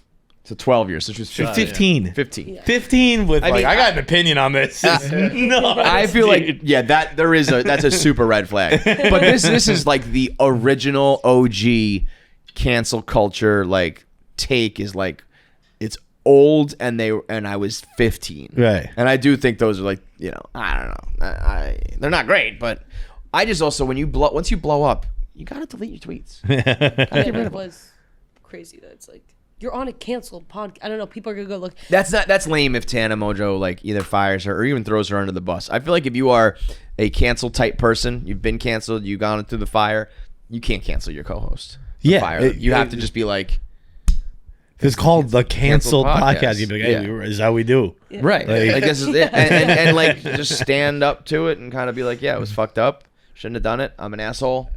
Next episode. I'm like A, scared to talk about it, but B, I don't know enough about Tana to know. To me, it seemed like I was kind of like, you seem really on your high horse about it. Yeah. Don't you have a lot of skeletons in the closet? Right. Not even But- skeletons. They're skeletons that are out of the closet. Maybe she's just trying to be like super empathetic right now and just be like, take a break. Well, I'm sure her she'll come back. PR person is being like, you don't want to go down for this. Right. So, but it's like, that's what, I don't know. I would never, having my own like checkered past of that shit, if you ever got in hot water and I was like, John's disgusting, that would be fucking insane. Dude, I might fucking get married and find out.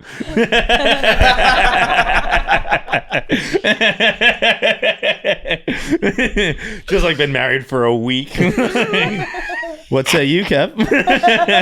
Tana wouldn't stick around, but would you? That's funny. That is good.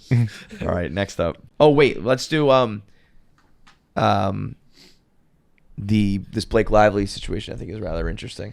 Yeah, I know all about it. Not all about it. I know of it. I know Yeah. the things. Let me get the. But I don't. But no one knows what's actually happened, right? He just kind of seems like the guy was an asshole. Yeah.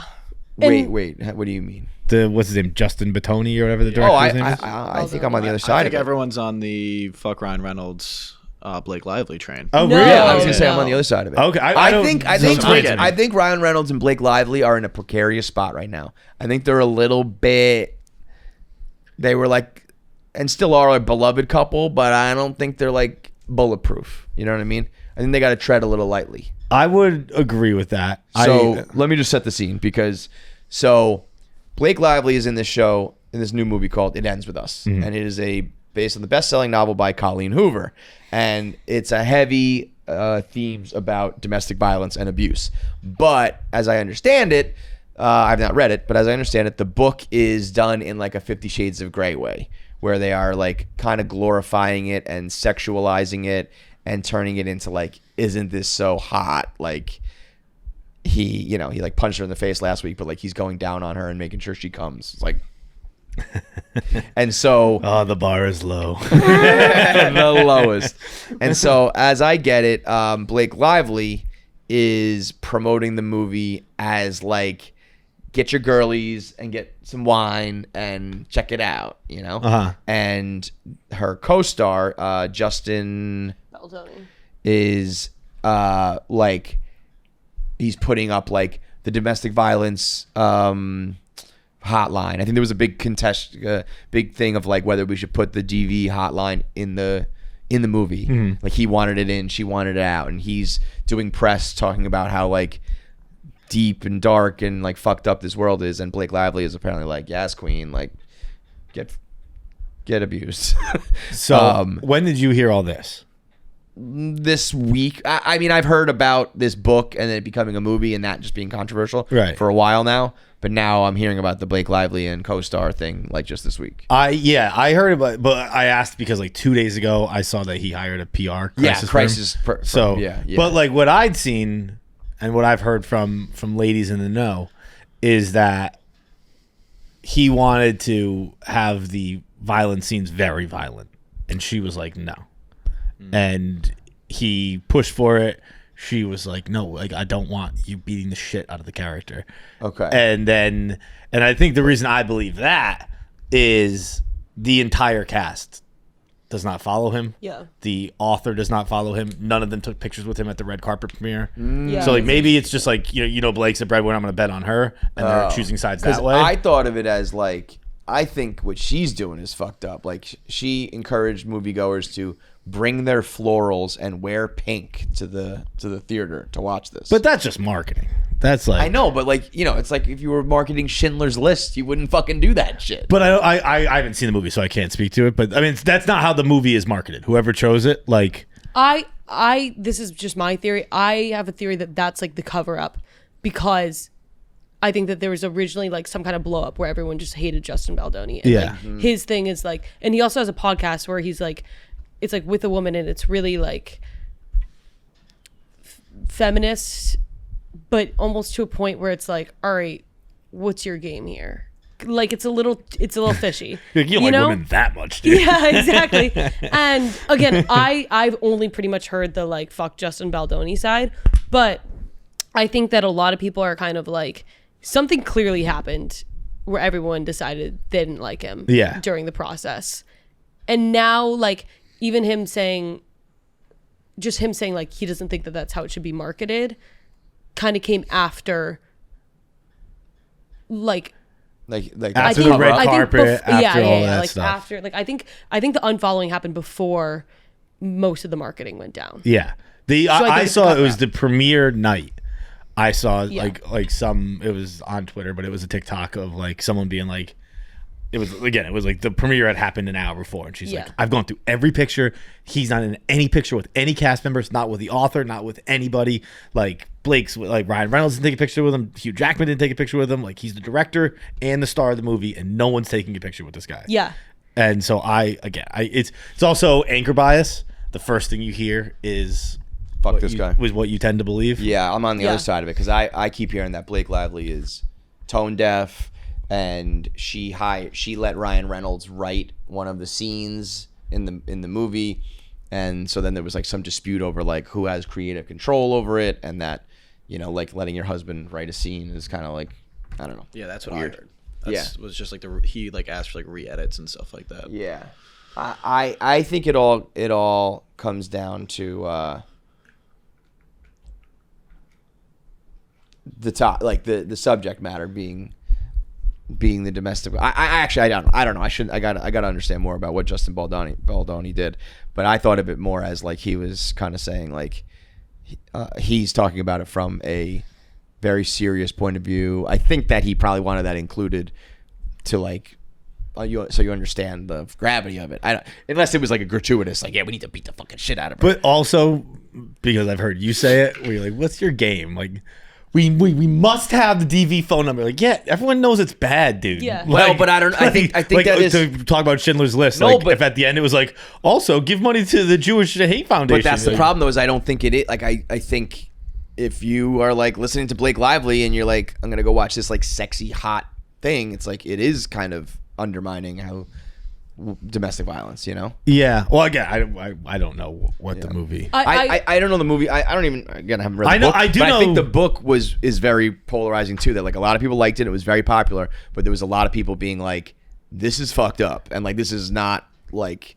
We should not romanticize this at all. I do know, like, the girlies love that book. Yeah. So it's like that to movie, market to the people who love the book isn't crazy. It's like the that movie on Netflix, that 365 movie, when it was just like this guy just kidnapped this woman, and then like they fall in love, and it's like he literally kidnapped her and held her in a basement. But he's hot, so they fuck. They were trapped on an island. Yeah, I was trapped in a basement. I don't know. It took me 2 days. It took me 365 days. That's what other people are saying is like it's not like it's the first movie to ever like touch a topic or have it based on a touchy subject. Right. And so it's kind of like you don't have to be so careful with the marketing. But I don't know. Well, like I don't know the this storyline. This thing said that Blake Lively was like, get your florals and your pink like you're going to see Barbie. Yeah. Like, that is not. Yeah, I will say. That's not. I don't think that's good. I don't think it's bad either, though. It's just marketing a movie. Yeah. Even if it's like making, just like. But like you can make the same argument about 50 Shades of Grey. That was a huge like hit with the ladies, and like the girls went to go see it together and stuff like that. I think it's still a pretty big jump though. I don't know. Neither of us have seen the movie. Yeah, it might not be. Yeah, I mean, but from what I understand, it's like this guy horribly abuses her, and she's, I think that's a little different than the idea of 50 Shades of Grey being like, I'm in this like wild sexual thing that at least was consensual. Like some kind of consensual, yeah. Did we talk about Armie Hammer yet? Did that? I was, I've been like on vacation and kind of like off the grid a little bit, so I don't know if that hit or not. It was like a few weeks ago. I know what you're talking. You did a podcast. Like, he went on Piers Morgan. Yeah. It definitely happened. I wouldn't say, at least on my timeline, I wouldn't say it hit too hard. There's this one like, just listen to this like clip of. If I wanted to cut off one of your toes and keep them in my pocket, so I always had a piece of you in my possession. I'm 100% a cannibal. I want to eat you. It's scary to admit. I've never admitted that before. It was that stuff which obviously blew off around America and around the world. Armie Hammer, I'm a cannibal. In your own words. Right. Let's first of all address that elephant in the room. Are you a cannibal? No.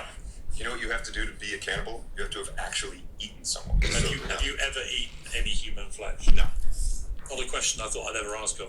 Not a question I never thought I'd have to answer, by the way. But no. Wait, gets worse. I feel that a large swathe of the public just think Armie Hammer is a cannibal. If you believe that, I have a bridge to sell you. But the reason they would believe it is because you said it. Sure. Sure. I'm 100%. I mean, well, yeah. That is that's not even an edited, like, that is a full conversation of, like, well, you said it. And he's like, well, yeah. I mean, I can't believe these guys think I'm it's like Karim. It's like, you said it. Why would you not believe it? I mean, the way Piers is saying, quote, I will cut your toe off and keep it in my pocket. And the whole time he's sitting there, like, sipping a water, being like, Yeah. I mean, that is one of you those, like, borrow that line if you want. That is a true, like, I fucked up moment. I am on Piers Morgan, and they're reading my cut your toe off quotes. I am fucked. Did he get paid for that, like a ton, do you think? Piers, or do you think he was? I think that was like a PR damage control sort of thing. Like, but like, I think Piers Morgan. I think the interview was overall light. Like, Piers Morgan put him to the fire a little bit for the most part, let him get his shit off. Like, yeah, he was like sobbing about, like, I don't get to see my kids as much anymore. Like, no fucking kidding, man. Come on, dude. They're getting a little too old. There's not so much veal meat anymore. What's good, crew? Quick question. Who is an actor or actress that you don't really find attractive, but like in one of their roles you're like, oh, I'd fuck with. Like for me, like Sigourney Weaver, not really, but Ripley and Alien, fuck yeah. Eric Bana, you know, he's okay looking, but in fucking Troy, the muscles popping. Come on now. And currently, you know, like not really Emma Darcy, but Rhaenyra Targaryen. Yes, ma'am. Yeah. So what's yours? Let me know, Viva.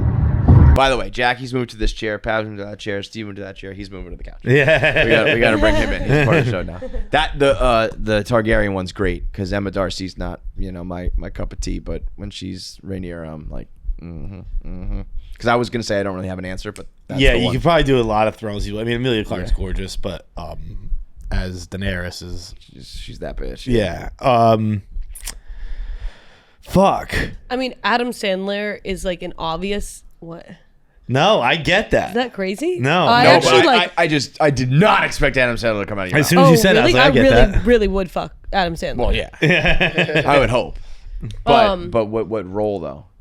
I mean, wait, all of them. wait, you're saying you would fuck him as Adam Sandler? Yeah. Okay. But this is more like I wouldn't fuck him as a person, but I'll fuck him as as his role. Yeah. Okay, well, Just Go With It.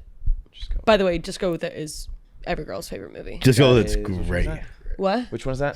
It's the one Adam where Sandler or Aniston and Aniston. not Blake Lively. They like Brooklyn Decker. They have to like pretend they're dating or something like that. Yeah. Yeah. No. Oh wait, Yeah. Jennifer Aniston. Him and Jennifer Aniston pretend they're married. Oh Right. yeah. Or pretend they're ex married. Right. Yeah. I watched that. I saw it once, eons ago, and it was fine. Where does And does it rank on How to Lose a Guy in 10 Days?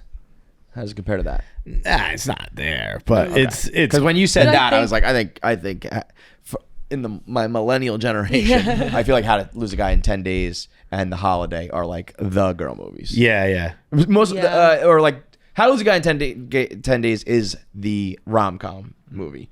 The Holiday is like the girl movie from my world. But I think it's up. I think it's in the top 5 for sure. Just go with it. Okay. It's like I think it's the equivalent of Wolf of Wall Street. Wow. Or I really like Wolf like of Wall Well, yeah, I'm saying no, but like I hate that gets like this Oscar talk and all that. To me, it was like it was. I actually the same idea as Just Go. The first time I saw it in theaters, I was like, and then as I've rewatched it a bunch of times since, I'm like, it is really good. I'm saying the Wolf way of Wall that Street? Wolf Yeah. of Wall Street is every guy's favorite movie. It's like every Yeah, girl's yeah, I'm favorite. Right. But The you know what I saw last night? Dee Dee's cool for like the millennials. what's that? It's a DIDI is how it's spelled. It's this young kid in California who basically he's younger. He was younger than me, but he was it's the age of you grew up on AIM and MySpace and Facebook, and he's like just doing all that as a high schooler. The most frustrating part of it was like all the lying he did, but not lying like, "Hey mom, I'm going to a party" kind of deal. Like just say how you feel, dude. Because there were like times where he had like with the girl a message typed out on AAM and instead like to a girl, and then instead like he blocked her. I was like, just tell her, Just man. do it. She'll just love fucking it. tell her Yeah, how you yeah. feel. Like, it was. But then it's funny as I say that I was a person who did tell. I was gonna say, would you ever have the brave? No, I did it, and she just signed off right away. Oh, it was the exact inverse of this, where like he like instead of sending the message, he just blocks her. I sent it. Door slam. You gotta play the game a little bit, man. does it make you feel better about that situation? What's up? Does it make you feel better about the situation about getting rejected? Does it make me feel better? Honestly, now I didn't play in the moment watching the movie. I was like, just say it, man. Tell her how you feel. And now saying I'm like, it was gonna go bad either way. It was a pick your poison situation. I can't think of an actor, an actress. I guess we got Daenerys. I really don't see Barry Keoghan.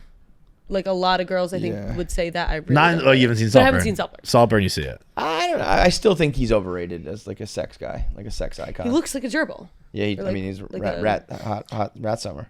He plays the guy that no one will fuck in Banshees. Yeah, Well, he plays. He's also Yeah. a little. Yeah. Forgot about But there are also like that. pictures of him, before this like glow up type moment where it's like, girls would never. Dude, be I was rewatching Chernobyl the other day. I forgot he's in that. Oh yeah, He Chernobyl's great. he shoots the dogs. He's one of the dog hunters. Christ.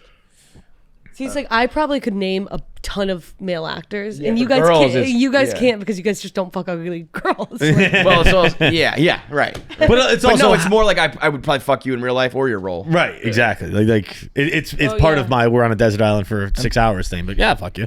So it's more of like a thing where it gets enhanced. It's like I would probably fuck you in real life, but also your character makes me. Well, yeah, because now we're bringing in Jennifer's body. Yeah. Does that Like count? so Megan Fox, but then Yeah, but she's the devil. yeah. I would say you know, we're all as an adult now, we're having our Anne Hathaway moments. Yeah. You know, that movie where she fucks like the 19-year-old kid. I'm like, you can get it, girl. Oh, she's a rocket launcher in that movie. Yeah, she's Anne Hathaway is. Lights my You know, fire. I don't. She gets me going. We were dog. talking about it with Chaperone the other day, where it's like we all found out about Chaperone at the same time. I was early on Anne Hathaway, and you were. It was like, you know, the hate train was well out of the station, and you were like, actually, I think my moment for me is when she hops on the motorcycle in Batman. And I was kind of like, oh yeah. You know, she's still got like, I forgot. She's still got like a white girl ass, but it's like, you know, Catwoman got me going. And I was like, okay. I was like, I don't know if it's about Anne Hathaway or latex, but something's happening. There's got to be one though. I also want to say, just to be like the annoying I found them first type thing. She's gonna blow up. She's dating Harry Styles now. Olivia Dean, I've been listening to her for years. Okay. I hate to be that girl, but No, I that's good. just good need to tell everybody. Like, put it so that everybody knows now. Olivia Dean, she's the fantastic artist. All right, she's a musician. Mm-hmm. Popping her in now. Yeah. Miss Trunchbull. Bro, if you fucked Miss Trunchbull, I feel so bad for that woman who played Miss Trunchbull. Because, like, yeah, they decked her up, you know, dressed her up to be, like, disgusting. But it's tough, man. that is like a real, you know, like the casting. I love a call woman for who that. bakes. I always think about that chocolate cake scene. Entire Like, I think confection? I could do it. I think I could eat the whole chocolate cake. We know what you're doing now. No, Like, I somebody mean, get me a Frisbee and a chocolate cake. I say stuff like that all the time. There's a new bakery across the street. I'll get you a chocolate seen cake. that. There's also a gelato spot that opened up not Oh, far. no. I hate yesterday. Really? Don't was- even tell me where it is. Don't it even tell me was where it is. good. There's also that Korean spot right next door now. Such a weird niche that like is that gonna work? It's like only weird bowls, soupy things that the Koreans do. yeah. I mean, I We're know just there's a- figuring out different ways to do bowls. It's all at the same. Yeah, It's yeah. not I mean, I guess protein that's and rice. popular, but Yeah. to me, it's like I can't just go in there and get like fucking beef and broccoli. It's got to be all this weird shit. All right, last voicemail. Hey guys, I have a couple questions. This girl's an First all-star. one She's been on is, like a lot. If you were selected to be the model in a stock photo, is that an insult or a compliment? Okay. Because those people are never so hideous that it takes away from what the stock photo is trying to show, but they're never hot. Okay. Second related question is, if you were in a stock picture, what would be the Google search to bring up your photo? Like, what would the intended search be of your picture? I guess, like, example would be maybe, like, if you were to search KFC Radio caller, it would be like a guy that needs to shave, like, in his bedroom, and it's, like, backlit. That would be the KFC Radio caller stock Okay, photo. I So like what would your this. stock photo be? What would Okay, everybody's that's all. Love you guys. Bye. personality be in a Google search for a stock photo is a good question. That's a really good question. What You would could do whatever. I mean anything. But I think like your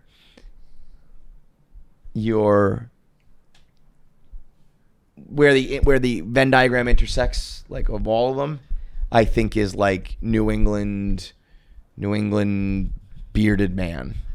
Really? I think so. Oh, I think like 1980s war veteran. No, not 1980s. Like 17. I'm so bad with dates.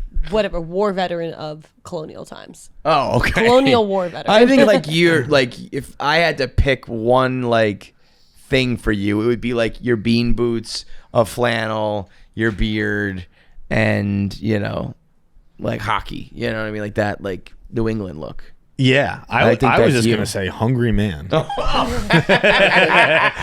guys are more specific. I'm going for like your aesthetic. But yeah, you as a person, slob. Like you could. I mean, if Maybe you put like hungry and bored. I feel like that's And that's bored. like what my okay. All right, that's a different direction. I like that better because you could have a whole career being stock photo guys for like man eating food in bed. Yeah. They'd be like, "Whoa, this is way better than what we're gonna try to concoct for the stock photo. We'll just use Feitelberg." What would you be, Jack? Jersey girl. Jersey. Chaotic Jersey girl. You would be like, yeah, Jersey and spilling. So funny how East Coast you are. Is that a compliment? I think it is, but I bet, you know, West Coast girls probably wouldn't think so. Yeah, California girls probably think it's an insult. Yeah. To be like, you're a fucking cool East Coast chick. Like, yeah. What? Yeah. I think being a West Coast chick is like probably means like you could probably get away with being like I look pretty, but I don't think it has a good connotation as far as like being personality. Cool. I have to have a donut. There's My like mouth has been watering the whole time. The newest like TikTok trend is like it's like, have you guys heard like very demure, very that's what I want to be. Once I have my golf husband, I'm gonna be very demure, very poised. What is demure? You're Quiet, right? It's just Demure like means like very elegant. Like, yeah, you're either like, demure or you're not. You don't get demure. You're not no, demure at all. I told you I'm gonna rise to the occasion. You know, like, but you are not right now. Yeah, like it's a Seinfeld scene when like they're talking about Jackie O and like you're either born with grace or you don't acquire grace. Like you don't become demure. That's what I was gonna say about 25. Is I do want to warn you guys. Like I have felt my brain fully form. Really? I'm done. I'm there. I'm cooked. Yeah. Yeah, I think so. It was funny you said that because for Paz I was gonna say Andrew Garfield with fetal alcohol syndrome. You've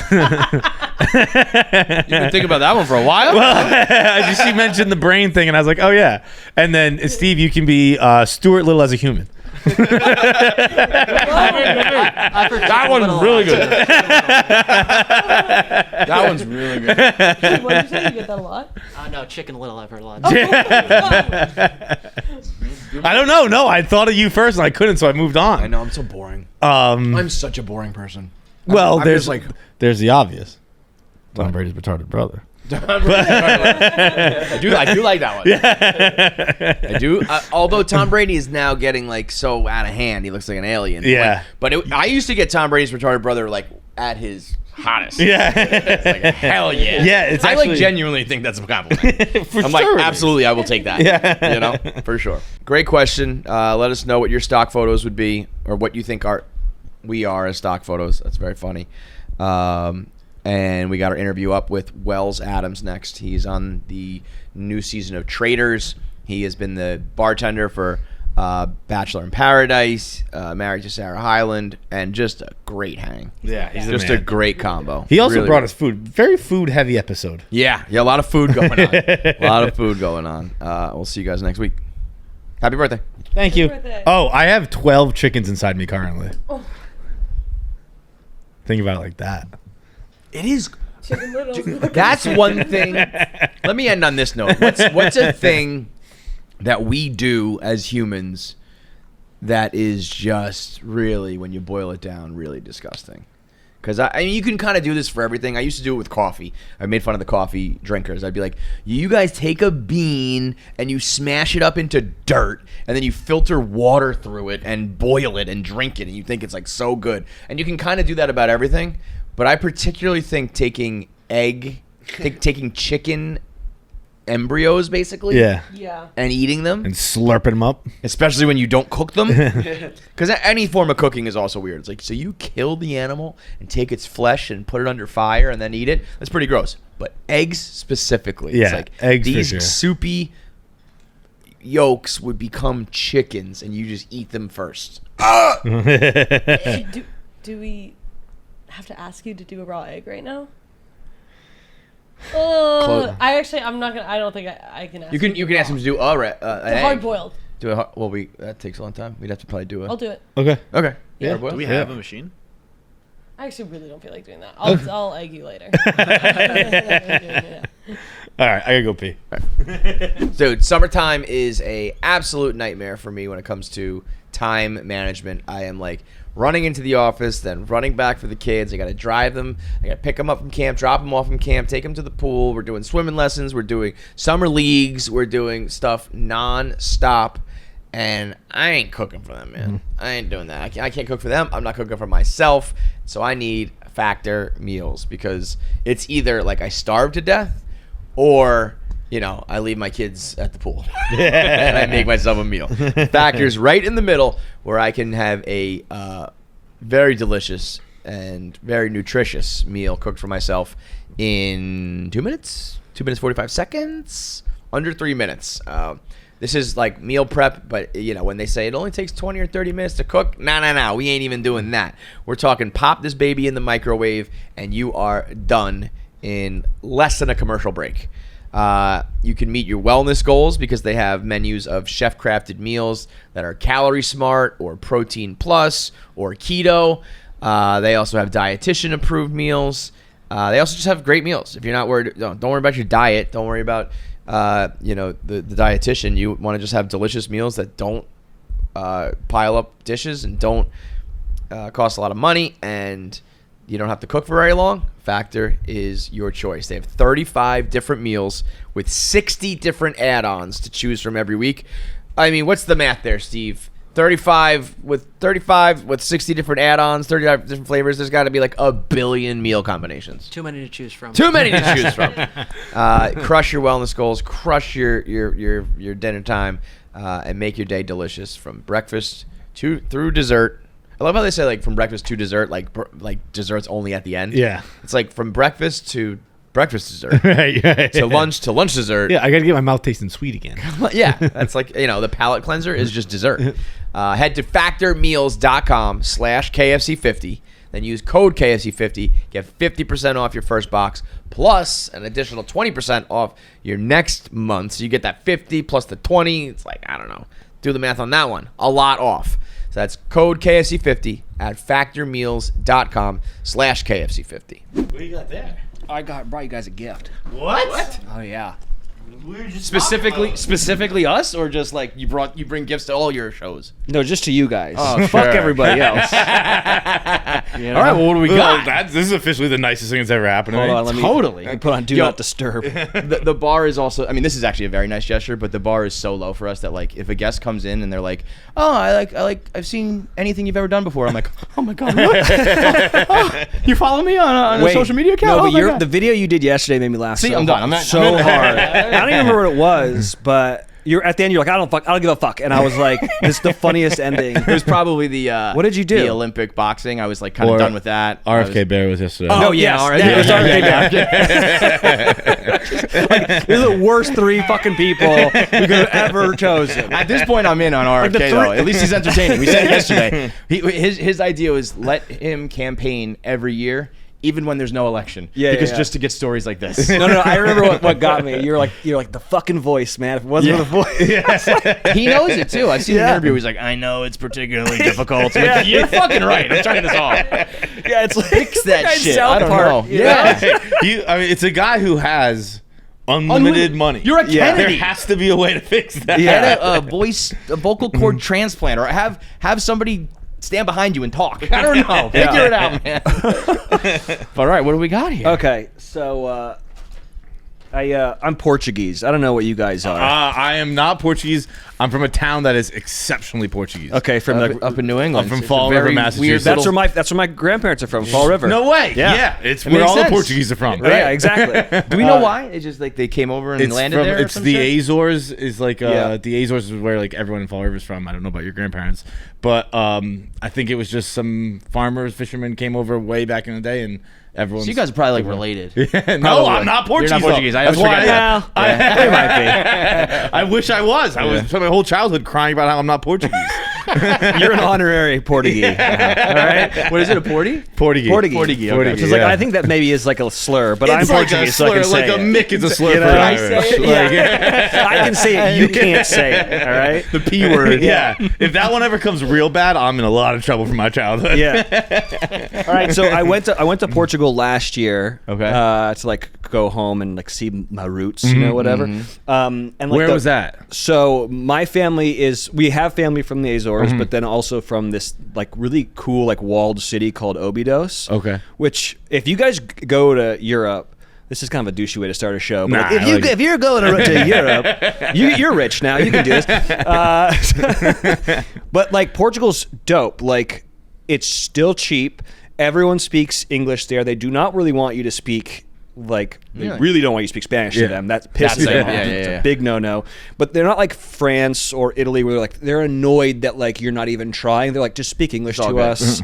It's cheaper. The food is very similar to like the France and England or France and Italy, but it's just like fish forward. Anyways, I fell in love with this tin fish thing, which is like huge over there, but like in America it's like poor people food, like sardines and anchovies and all this stuff, but over there it's like a delicacy where they like it's like really, really good stuff over there, and they'll have like a glass of white wine or like a nice beer and have tin fish. And so when I was walking from 53rd down to here, I ran into a Portuguese tin fish store, and I was like, all right, I got to get the boys. No way. And the ladies. Let's go. All right, so I got my favorite ones, all right? So they're grossly overpriced here in New York, shockingly enough. But okay, so these ones are spicy shrimp that are really, really good. Okay. And so when I saw your red outfit when you went with Bert to like fucking Amsterdam, I was like, that's a spicy boy. That needs some spicy shrimp. Dude, you just said spicy shrimp. I was like, I hope I get that one. All right, so this one's for you. Fuck yes, dude. Yeah. Thank you. Can I eat it now? Yeah, absolutely. Yeah? But Okay. you can wait until later if you want, whatever. Is it I think we disgusting? gotta hit And this. then- Or is it something? Are we supposed to prepare it? You can eat this right out you the can box. eat it, you can just right out of the box. All right, we got it. And then Jackie, you're also a spicy lady because I remember there was a time which you wanted to go on Love Island and my wife was hosting it, and like somehow it was like, how do we get this girl on? I was like, well, I know the casting producers. Yeah. And so I hit up a casting did? producer Okay, and I like okay. screenshot it and I was Yes, like, I she do wants to remember go on this show. And Yeah. they're like, okay, say less. I'm still stunned that it didn't happen. Yeah. She's a reality TV show producer's dream. You might be too spicy. Yeah. But anyways, this one's for you. Well, you got to hit this too. Yeah. And then so this one's my favorite. He's like, I got the bad shit for you. No, I got no. the garbage food. So this is gold leaf in sardines because you're rich now and you bought a very fancy house that's haunted. I saw like Yes, in the sir. suburbs. This is the most anybody's ever known about us. This is amazing. This is the nicest interview of all time. So this is sardines with gold leaf in it. It's like the Goldschlager of fucking fish. So anyways, this one's for you, man. All right. The Am I gonna like this? now is it finger food or should we get forks? You might want forks. It's like going to be Forks? in. Okay. It's I'll gonna run be and grab them in, real Oh, okay, Yeah. okay. Okay, cool. Is this gonna be like are you gonna be offended if I don't like this? Not at all. And also, don't eat it. You guys, we do not have to eat it now. The best time to eat it is like. It's like an appetizer type of thing. Yeah. So like, get some crackers. Okay, Get okay. a cold beer or like a white wine. Yeah. I feel like you need to pair it with something nice. As the sun's going down, Okay. it's fire. All right, so the vibe I'm getting is you want us to save this. I think you should. They're nice. It's I do whatever the gift giver wants me to do. I want you to do. It's your we'll show. Make a video of doing it Yeah. at like the golden hour. Yeah. Yeah. I'll do it tonight. And you can be honest and say it's trash. Okay. But I'm a canned food guy. I eat tuna. But this is also like can maybe has a connotation, but like you're saying, it's Tinned. It's tin. Tinned. Yeah. It's a different story. You know. You also you'll eat anything. Yeah. Do you like for better or spicy? worse. I love spicy. He's a garbage Jackie, can. do you like spicy? Okay. All right. I weirdly became. I was never a spicy food guy, and I was always making the argument of like, I don't want to fight my food because you see people sweating, and I'm thinking like hot ones and stuff like that.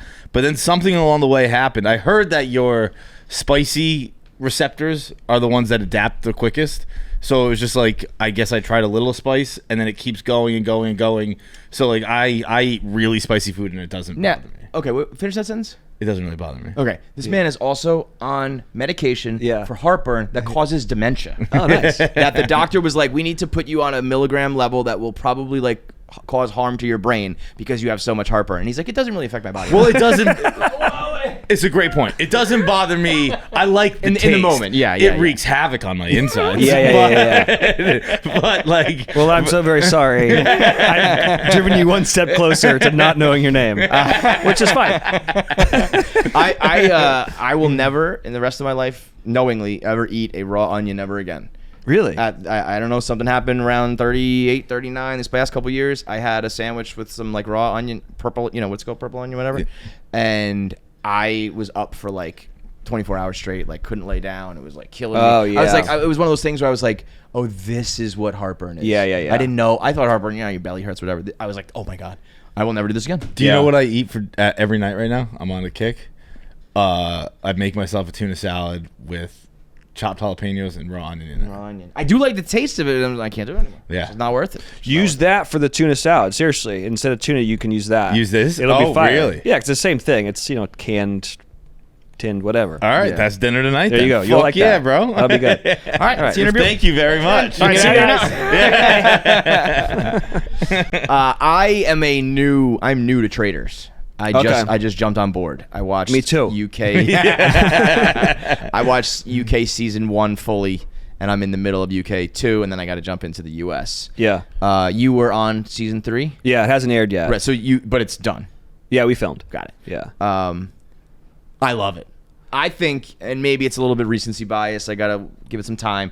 I think it is like better than Survivor. I think the gameplay is the most interesting of all the vote off alliance type shows, and I think it's so new that it's still developing like how you're supposed to do it. Like I thought in season 1 of the UK, like the to basically win it, like this guy totally walked into a fucking trap that like I think now everyone after that will know how to handle it. But it was the first season, so like nobody knows, So if you're not familiar with it, it's an idea. There's 22 people, 3 of them are traitors who can murder the castmates, and the other people have to try to vote those guys off and try to guess who the bad guys are and who the good guys are. And if you're a traitor or you last a long time, you're there for what? How many? Like a month? 3 weeks? Effectively, yeah. Yeah, like that's a long time to be. At the end of season 1, one of the people who is outed as a traitor like bursts out crying, and he's like, I'm so happy. Like he lost, but he's like, I'm so happy. Like I loved you guys. I became friends with you, and I was lying to you for a month straight. And of course, it's a little bit dramatic to be crying on a reality TV show or whatever. But I can see where that shit weighs on you. It's not like, oh, I lied for like this one episode or something. It's like a month of you become friends with people, and you're stealing money from them effectively, and you're lying to them. It's got to be crazy. Yeah, I mean, you have to keep it up too. Yeah, like it's one at thing. All times, yeah, it's if you one. Slip up, then you're immediately out. Yeah. Like who was it? Someone like had like a Freudian slip in a previous season where they were like, if I was a faithful, and then everyone was like, what? She's like, no, I mean, if I was a traitor, and then they immediately like voted her out because of that. And she wasn't even a traitor. But it was just an actual slip. It was just a slip up, and everyone.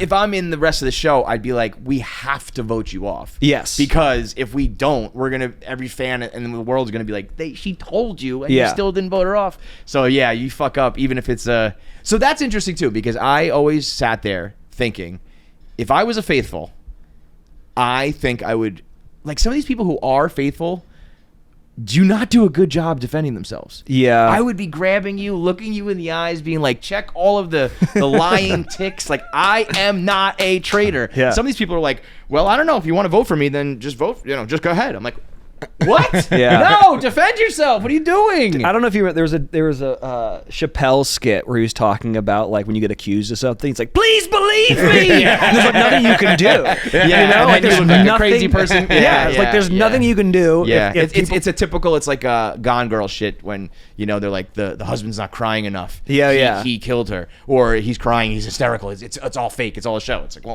what are we supposed to do here?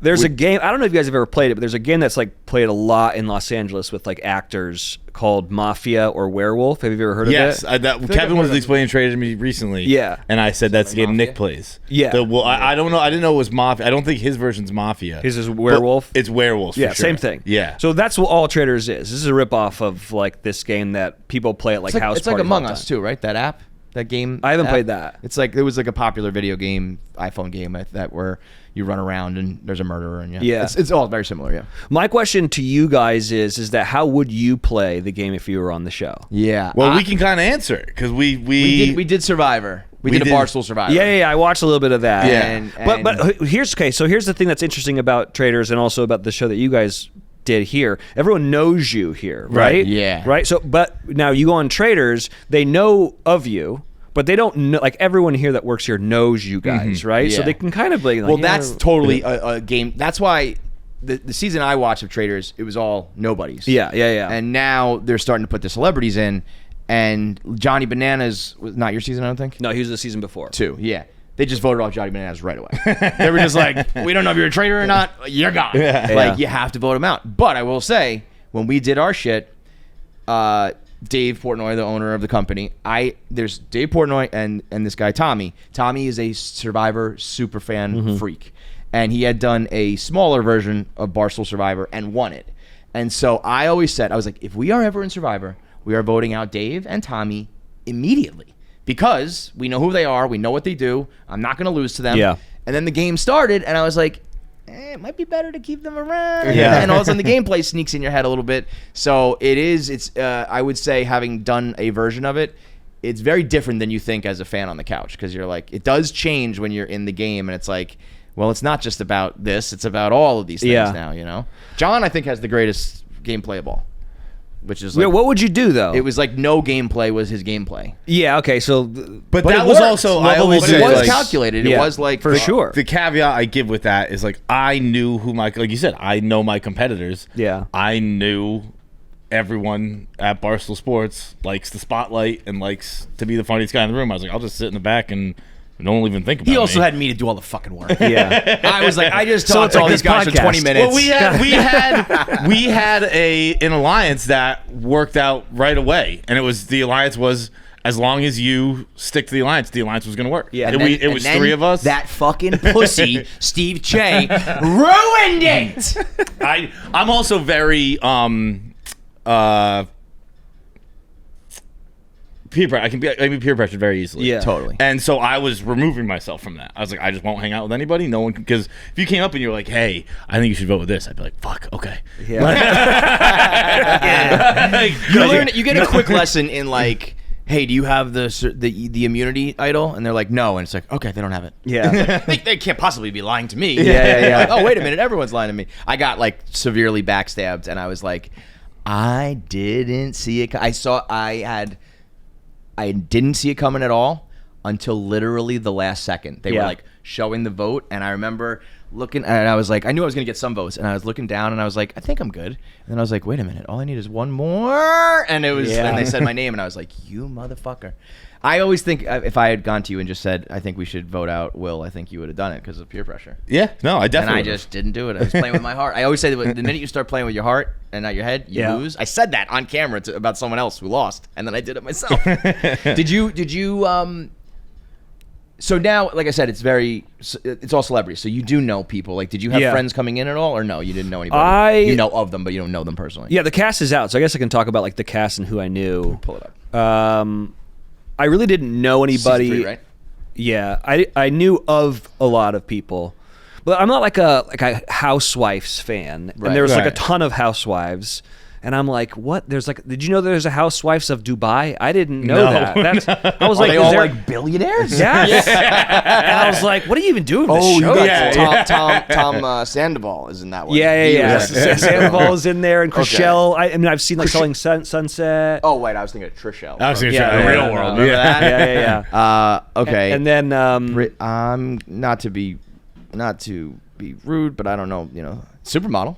Oh, she's the one from Housewives of Dubai. Yeah. And then like Zac Efron's brother, Dylan was cool. on. He's a super nice guy. And then like Wes from The Challenge was on. Like I knew like the Challenge guys. He's a Challenge legend. Oh yeah. Yeah. You said something earlier, like you always have to be on, like again to kind of relate it to our knockoff version of whatever. Like, I didn't notice personally me. I like when we weren't doing a challenge, I was kind of just talking to people. Yeah. Is Traitors very like closed set kind of deal? Like everyone goes off to their own corner, or are you? Like I can't speak a lot about the show, obviously, Right. but like yes. So obviously, like when we're not filming, it's like don't talk. Mm-hmm. But like. It's all housewives that like can't stop talking. You know? Yeah. Dude, white women in particular cannot stop. They can't. I think it's what keeps them alive. Their motor keeps running as long as their I mouth had to take a goes. train home yesterday, and like back here to New York, and the cells were sold out, so I had to take a regional, so I couldn't get on a quiet car. I'm a quiet car strictly guy. And in your Uber, that's like one of the settings. No, like on the train, on the Uber, okay. on the Acela is a quiet. I do love those. All your Uber drivers don't fucking talk to me. I'm a quiet guy. Okay, I am a quiet guy, but in particular on the train, I strictly travel quiet car, and it was sold out, so I couldn't. So I had to sit on a regular car, and there were 2 sets of like middle-aged white women, and I was just like, you guys have been talking for 4 fucking hours. How is this possible? I can hear it in my headphones. Just shut up for 2 seconds. Did you say that? No, fuck no, I didn't say that, dude. I sat there quietly and I joined in and started talking too. No, I mean, like, we do. It's funny to say this because all we do is fucking blab. Yeah. But off the mic, I don't talk at all. People get like disappointed when they meet me. They're like, "Oh, you don't really." Yeah. I'm like, "Oh yeah, I'm a social weirdo. I just sit quietly." It's that was something that was kind of interesting to see because people would perceive that as shady if you weren't like always gabbing. Yes. It's like, and I'm always like, tired. I don't have the energy to do this all day. All right. And wait, so like you. Give me like the schedule of like you wake up. Yeah, it's long days. You do a challenge every day, a challenge every couple days. Like, do you all eat together? I know breakfast was a big thing, but are there hours where you're just like hanging out? Yeah, for sure. And then that's where you have to like pretend you're friends, but you might actually be friends and all that sort of shit. Yeah, and here's the thing: like, it's because it is a game. I don't think anyone really is angry at anybody. I mean, yes. Well, I mean, yes. I don't know. But obviously, if someone gets killed or someone gets banished, then they get pissed off. But like during it, you're like, this is a game, whatever. At least that's how I took it, you know? Yeah. But yes, of course, you're a housewife. Or I won. So Wells voted out first. So, but like there was people like housewives who would get like very offended or whatnot. But like the day was like this. You'd wake up early. They were long days, longer than Paradise for me. And I film like all day in Paradise. So I thought this was going to be super easy for me to do. Yeah. And then it was like, no, it's not. It's like you get up at, let's say, 6 a.m. Then you go get in a car and you like ride with like the same people because you don't stay actually at the castle. You stay at a hotel. Oh. Yeah. Well, there's a little something. Maybe I'm stupid for thinking that, but I thought you guys were living there. No, they make you like walk upstairs and pretend like you're going to bed. You know? Yeah, because I don't know if it's the same castle, but the one in the UK, every time every time that pops on the screen, I go, oh man, that castle's fucking great. It was like one of my most dad things ever. People were like, we get it, dude. We know you like the castle. I thought you were sleeping in the fucking castle. The castle is pretty dope. I will say that. It's very cool. But I don't know. I wouldn't want to stay there though. Castle? It's for sure like super old castle. Like kings and queens used to live there. Yes, it's haunted. Where is it? It's outside of Inverness in Scotland. So like way up north. Which is like a very interesting like ripple in the production of it all was it's so far north that we're filming during the summer, so it's light like all day long. Oh, that's north. Like it would get dark at like 11. Wow. And then it would get light again at like 4:30. And there's a lot of scenes you have to film at night, right? Mm-hmm. And that's a small window now to get those things done. Yeah. Which was and then you also got to be up at 3:30 in the morning for sure. The dark, yeah. That would I think I don't know what your rate is. But if you want me up at 6 a.m. every day, you better fucking back up the truck. Do you get paid for this kind of stuff? Yeah, but like the money, like a SAG type of thing. Like I mean yes, but then the money is like if you win the whole thing, you get a $500,000, whatever it is. Right. You don't have to split it, so then it turns into a weird amount. You gotta pay taxes on it though. Yeah, of course. Pay taxes on everything. Every time I'm like, yo, we're playing for $100,000. He's like, you're playing for like 45. Yeah. So true. Huge difference. Yeah, huge difference. It is. Yeah. You're so not wrong about that. But yeah, anyway, so you'd get up and then you'd drive to set, and then you'd go and like do the breakfast. Can I go back thing. though? Why did you say you wouldn't want to sleep in the castle? Because it's scary, old, and drafty yeah. and like there's no room service. Yeah. Like you know. Yeah, get up at fucking 4:30 in the morning. And it doesn't even matter. The room service is trash because it's Scotland, so it's terrible food. Yeah. Get me some tinned fish. What the fuck is going on? The full English breakfast every single morning was terrible. Anyway, so it was just like really, really long. Yeah. And then so it's like every other day you have a challenge, and or a mission is what we called them. And those are really taxing generally, like very like don't consider myself like a super athletic person. They were doing some cool shit though. Yeah. It's like not necessarily like because you're all trying to just win the most money for the pot, right? Yeah. But it was like you're jumping out of a helicopter, and they did one in the UK that was cool. It was laser alarms. Entrapment. I was gonna say the only way I can describe that is entrapment. Yeah. And they Captain Zeta Jones. Captain Zeta Jones with ass going up and down. But like, so they got to do that, and they had to like steal these things and get it across to the other side, and then you would put the money in the bank. And I was like, I would love to do that. It's very cool. Yeah. So like the shit is not, because like in Survivor, a lot of times it's like the challenges are against each other, whereas in this one, what's cool about the reverse is you're all minus getting those shields and immunity kind of thing. you're But working all doing together. it together, so you become, because those sort of things you do, it's very like summer campish, where if you do a challenge of some sort with somebody, you immediately have like a connection with them. It's like, remember that time we won that game together?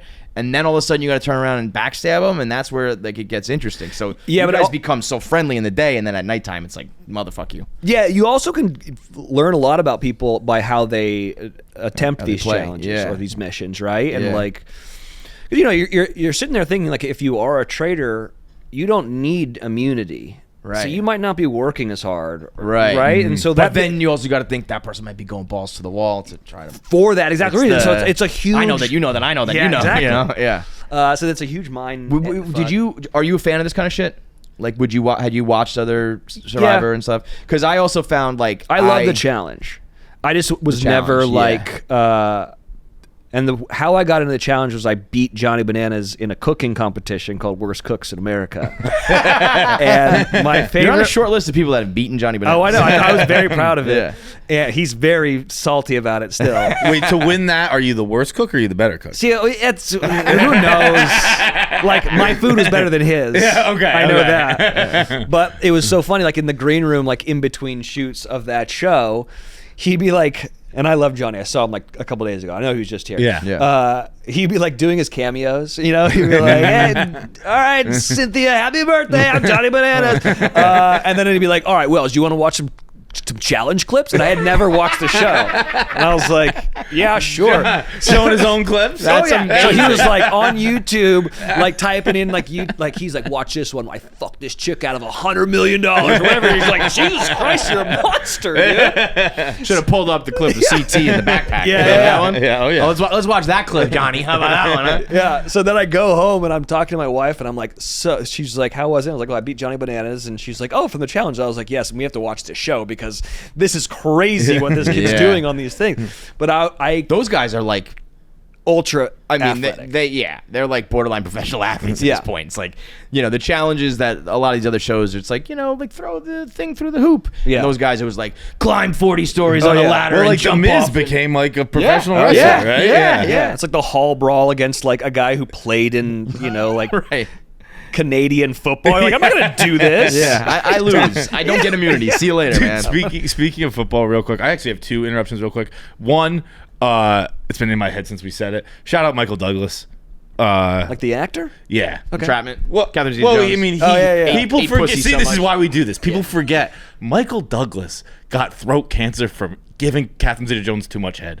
Is that true? Yeah. He got throat You cancer. can get She throat has cancer from that? Yeah, he got like the and HPV in his throat or something and he like just that. kept on eating it until it. Well, it's Catherine Zeta-Jones. Yeah, right. Bro, if you told me right now that I would get cancer from doing that, I'd be like, sign me up, Catherine. I've said Like, all every good. time Michael Douglas walks in a room, he should have like a town crier who announces it. It was like, This man ate Catherine Zeta-Jones' pussy so much, he has cancer. Continue, sir. he's the best. And then, wait, I forgot my second interruption. Football. Oh, Brandon Jacobs today. Cocaine? Yeah, Great. dude. Brandon Jacobs, old Giants running back, Yeah. who was a monster. Like, he was like 6'5", 300 pounds, like an animal. Said he used to do coke before games in high school. And I was like, high school, I was like, what a poor fucking kid who's like, know. just trying to get his college application up, and like he has to go against 6'5", 300 pound coked out Brandon. I thought Jacobs. he was going to say that at least in college or the NFL, he got around the drug test somehow. When I found out he was doing it in high school, you know, there's some kid who's like 5'9", 160 pounds. I'm just just thinking, like my team's cornerbacks, like Brandon J. They get the Brandon Jacobs knee, and he's fucking yipped up. I wish that he was like mic'd up for these situations. Oh my god! You see what I did? Hey, you 3rd and 1. Give me the fucking ball. Give me the ball. Take it to the house. So I have a business idea we should do. All right, after this, let's do it. That was great. So the reason I asked if you were into it, like, I thought I was very much like, I'm gonna go show up to my thing, and I don't want to lose any friends. I don't want to fuck up any business relationships. Yeah. I don't really think I'm good at. I couldn't even do like the math in my head. I'm like, if this many people vote for this many people, then I'm out. So I was like, I'm just gonna like have fun. Yeah. And then I got in, and I was like, Yeah. you know, did you come into it competitive? I'm a competitive person, just in general. But for then, sure. did it like change when you got there? Did it like you said, like were your brain, you were all of a sudden like really playing the game, or were you just chilling? Yeah, I mean, I think you have to like pull yourself back because you can start to overanalyze and then get really upside down with things. Yeah. I was just really competitive in missions because I wanted to. Yeah. It wasn't even like immunity that I was. You want to win. Yes, I wanted to win. Yeah. Right. That was it. Right. But yeah, I mean, I've done like we've done murder mysteries like for parties and stuff, which I kind of attribute it to that as well. We're like trying to figure things out. Yeah. And we played a lot of Mafia or a lot of Werewolf. So wait, those games are like a boxed game, or it's just something you play amongst your friends? No, it's a deck of cards. Okay. Yeah. Okay. And we played it in the office here, and like it was probably 7 of us, and we would just kind of sit there playing. It was obviously a much smaller production than this. But it's the exact fun. same thing. Like everyone close your eyes. Yeah. Okay. And they're gonna walk around, and everyone gets a card, and if your card is a werewolf or a townsperson, then you know what you are, and then everyone starts accusing people, and that's what it was. Same It was thing. Like please believe me. I still think I would be able to be genuine and be like, yo, I'm fucking telling you, I'm just not a fucking traitor. But I don't know. But then the other thing that happens is that when someone starts to defending themselves, they can get upset. Yeah. That's why you're so upset, bro. And then it's like, why are you freaking out, dude? So they're like, what am I supposed to be? Am I supposed to be chill about it, or am I supposed to be angry about it? Well, what I noticed is in the very beginnings, at least, there's 22 people or something like that, and you have no information yet. And there's like one person who's like, you walked through the door weird, bro. Yeah. You tie your shoes funny. And then the hive mind was crazy. Like everyone was like, okay, I'll vote for him, I'll vote for him, I'll vote for him. Yeah. So it's almost like you really, if you're manipulative, like, I got some ex-girlfriends who would fucking crush it on Traitors. If you can manipulate people and fuck around with them, like you can, even if you don't know anything, doesn't matter. I can still just direct this whole, It's interesting too, like how the game was presented to me versus how I'm sure it's presented to other people. Like first impressions matter. Like Nick was very much like, it's a game of lying, it's a game of deduction. So like I saw it in a different way. Like I wasn't trying to lie, I was trying to deduce. Figure it out. Yeah. And it was like almost like a defense versus offense type situation. Totally, I could definitely see that. Are you guys gonna do another one of those? There is another one this fall. We are not in it. They are. They're doing a different cast. What's the prize? Are they up the prize or no? So prize is $250. Well, $125. $250,000 prize. We got boned on this one. We started it. I mean, we stole it from Survivor.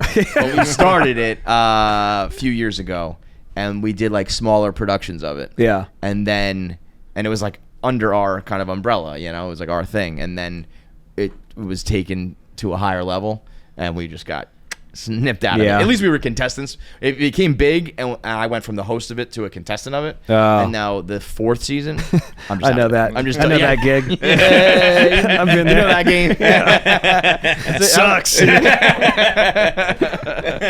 I mean, you played your cards right. Was The Bachelor the first thing you ever did, or Bachelorette? On TV, yeah. Yeah. Bachelor. What does that mean though?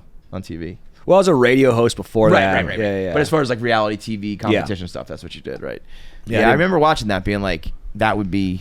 I think I've said this before when we interviewed you. Like, that would be the only person I could ever identify with on The Bachelor, Bachelorette would be you. Well, I appreciate that. I was just gonna say I'm not like a huge reality guy, but every time we talk, you don't strike me as one. So it's funny that you're so successful at it. Yeah, maybe I don't know if I wasn't successful at it. Like, she didn't like me. You ever talk to that girl? Was it JoJo? Yeah, every once in a while. Because you also like, but you became something. So it's like, Yeah. you vote out these guys and you never hear from them again. Yeah. It's one thing. When it's like, oh, I saw you at this white party or whatever, and it's like, you very much didn't like me and voted me off of a show on national TV. Oh no, we were cool. It was very, very evident that she wasn't sexually attracted to me. Yeah. But she appreciated. When I said I identify with you, that's kind of what I meant. But she appreciated me because I think I was a good time. Like I was friend zoned. Gift the gab, and I and also you think talk that and- production was like, this guy is helping us tell this story so well in an interview. Do not fucking get rid of him. What is that like when I mean, I don't know if that's true, but I always think, because every week I was like, the fact that I'm still here is insane. I go sit down, like this would be like my interview camera. I was like, what am I still doing? There's like these I've never been Greek invited on a gods. one-on-one date. What am I doing here? I haven't made out with this chick. Like, I have no idea. That's very funny. And then what the funniest part of it was, I'd gotten so far that they had to come and ask me what I wanted to do for my hometown date, which is like when you get to the end and they have to meet your family. Yeah. And I remember sitting down with Louis, who is a producer, still a dear friend of mine, and he goes, okay, so what do you want to do for your hometown date? And I go, Louis, you and I both fucking know this is never going to happen. What are we doing right now? What is that like you when made you it that have... far and you had never kissed her? Yeah, that's how I got. You never made out with her hold once. on, yeah, I'll get That's to that so part. funny. So I was like, "What are you talking about, man?" He goes, "No, she really likes you." I go, "Dude, what do you?" No, she doesn't. And he was like, yeah. And I was like, I know why you're doing this. And he was like, why? He's like, because there's 6 guys left, and if one guy walks back in, that's like, wait, you guys all talked about hometowns? Well, I'm obviously getting kicked off. So I was like, I know why you're doing this. And I was like, let's just go get a beer. Like, fucking. That's great. What are we doing? See, he's a perceptive man, though. That's why he's going to be good on Traitors. I Season figured 3. out the whole thing. But it was so funny. I remember I figured it out so quickly who was going home and who wasn't on that show because of camera positions. And so I'd sit there like in rose ceremonies, and all the cameras would shift. Like, oh, so it's fucked. We started to notice that, like, we were running around looking for a key or a immunity idol. Yeah. And if you got close, all of a sudden 3 cameramen swarmed you. Yeah, I was yeah. like, oh, I think I'm close to the fucking thing. Yeah. What were you gonna say there? What is that like when you're one-on-one with her and you like? Well, mine was messed up. Like. They painted me to be like an unathletic person, which I wasn't. Like I played like ball in high school and college and shit, but I was like skinny. Fucking crazy. Because again, I remember being like, I would be like, well, like, I'm not athletic. I wouldn't be able to do any of these challenges and shit. You played ball in college. Well, and they I painted played you as soccer and rugby in college, and so we had this football date. I would have been fuming at the. I was. So we had this football day where we played at Steeler Stadium, which was dope. Mm-hmm. And so the guy who won the show with JoJo was Aaron Rodgers' brother, Jordan Rodgers. He was on ESPN. Right, he played at Vanderbilt and I think Miami. He had a rocket arm. And so we're playing touch football, and he's like, dude, you're my Wes Welker. I was just running like little digs and just like peeling off 5-10 yards. I had like 4 touchdowns, two picks, 1 pick 6. And they didn't show the shit? No, they cut like all of it out. And then what happened was, how it ends, if you go back, and this is so long ago, and I'm not really bitter anymore, but I am. Totally not. So what happens is that we're winning, and I catch like a over the middle ball, and this guy Derek comes in and he grabs the ball and strips it from me, and then he runs in for a touchdown, and that's how the game ends. That's not how it really ended at all. That happened like in the middle of the game, number 1. And number 2, it was like touch football. So the second I got touched, I was like, all right, play's over. Yeah. So I was like, all right. And then they were like, no, he stripped the ball. And I was like, well, he touched me to take the ball away from me. Right. So if you watch the episode, it looks like I lose the game. And I was like, I would sue ABC. I was so frustrated. I would do this on every interview ever. Yeah. By the way, let me just tell you something about season, 10 years ago. That's one of the worst. I would rather be edited as the villain, as the backstabber, as the asshole, as the nerd. To just be like, yo, I just smoked all these guys, and you just made me look like the loser. Well, I won in I won in the end for sure. Yeah. But like so after that, like Jordan, I think he had to award like the MVP of the game, and I of course got it. And then they don't show that because it makes no sense in the context of the storyline. So I'm like watching it back and being like, damn, they're making me be the skinny hipster radio guy, which I was fine with. That was cool. It's also not the worst. Yeah, it was like I wasn't the asshole or whatnot. Yeah. And then for the date, so I never kissed her because I was never like alone with this woman, you know? I was only on these group dates, you know?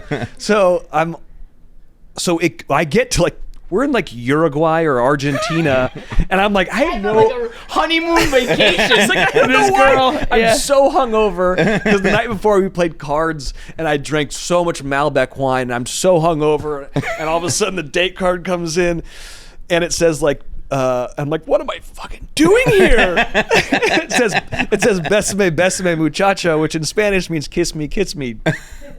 Fuck boy. And I was like, all right. So all the guys, all these hungover assholes are sitting around me and they're like, what does that mean? And of course I'm the only one with like half a brain about like what it means in Spanish. I'm like, I know what this means, yeah. Yeah, it means kiss me, you know, buddy. And they're like, what does that mean? And I have to tell them, I'm like, yeah, I haven't kissed her yet.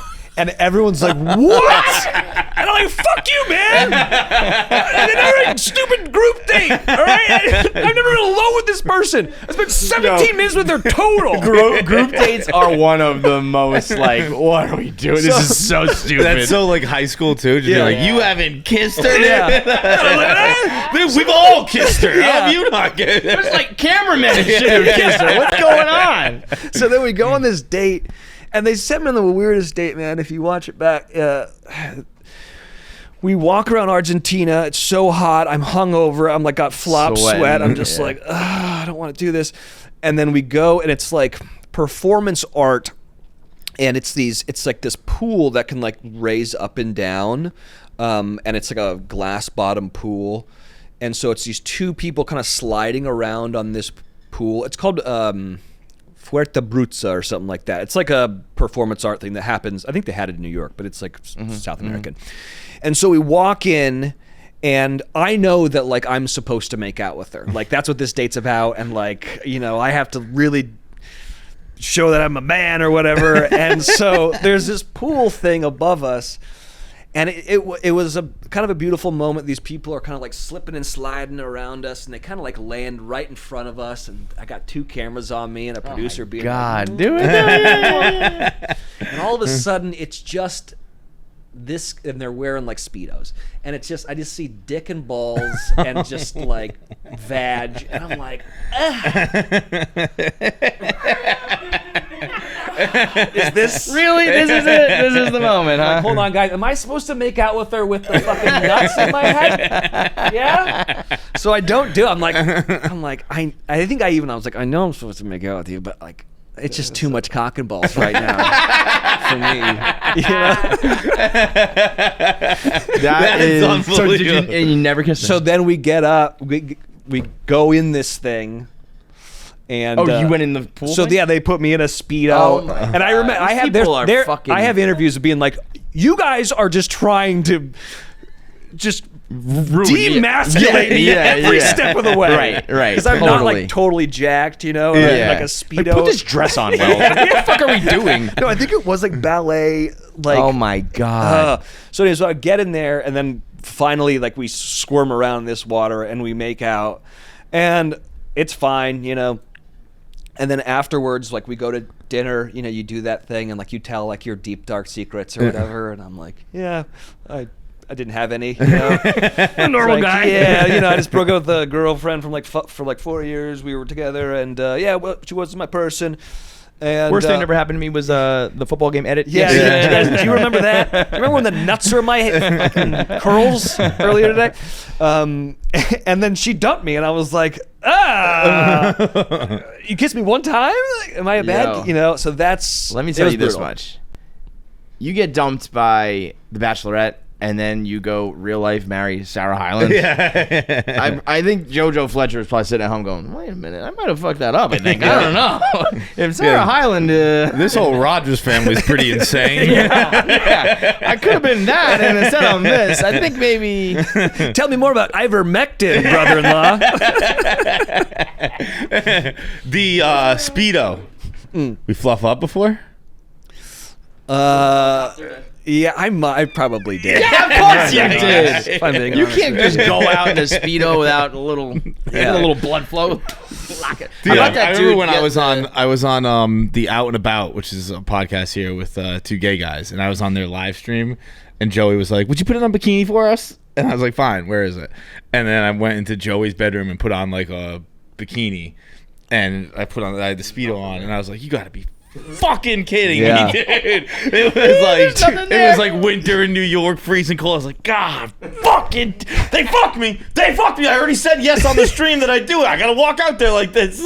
Did you get Me Too? That show, and you get Me Too left and right. It is. If you want to make it in this town, kid, you better put on that Speedo over there. Like they were like you. I think it was a Christmas live stream, and they were like, "Do you want to come over for dinner?" And I was like, "Sure, I'd love to." That's whatever. how it starts. And then, Yeah. they invite you to dinner, go up to the apartment, and like, "What? Do you want to be in a Marvel out for the film? bed?"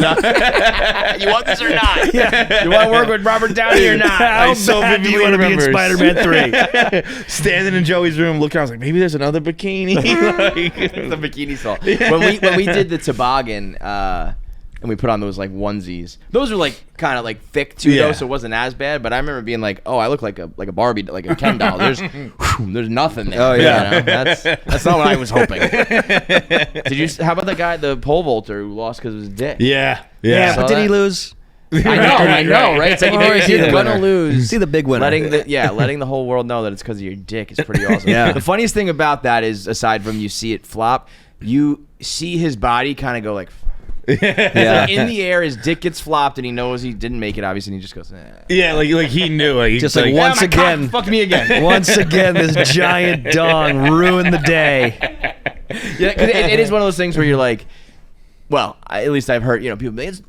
Guys who I know who had big dicks are like, it's kind of a pain in the ass sometimes. Yeah, it is. And it's but that's got to be the funniest one where it's like, oh yeah, you think having big dick's great? What about when it ruins 4 years of work? Yeah. Get over the fucking thing. It's like, I'll take it. I'll it's like take that trade, bro. The Sha'Carri Richardson Nike commercial. She has a very good commercial where it's like, it may look like 10 seconds to you, but it's a lifetime work for me. Is the exact inverse of that. Where it's like, this is a lifetime of hardship for me. Yeah. You should have rolled it up like a Cinnabon, though. Tie it around your leg a couple times. Come on, buddy. That's very funny. That's what that was Steve McNair's nickname. What? Cinnabon? Because it wrapped up. Holy shit! I lived in Nashville, did radio for a long time over there, and so we covered a lot of Titans games. And I'd have players on, they'd be like, "Yeah, Cinnabon this, and Cinnabon that." I was like, "What are you talking about?" I was like, "Yeah, it was so big, he had to roll was like it his up." party trick? No, like before games, so like it wouldn't like roll it up into his cup. Like, yeah, I don't know. I thought it was like I can do this. Check this out. But he had the way to that do I heard it was like this was for his cup, I think. Here. Yeah. See, that does sound like a nightmare, though. Yeah. That was great moment. That was the most like. Let's all just take a second and picture. The best pregnant pause of all time.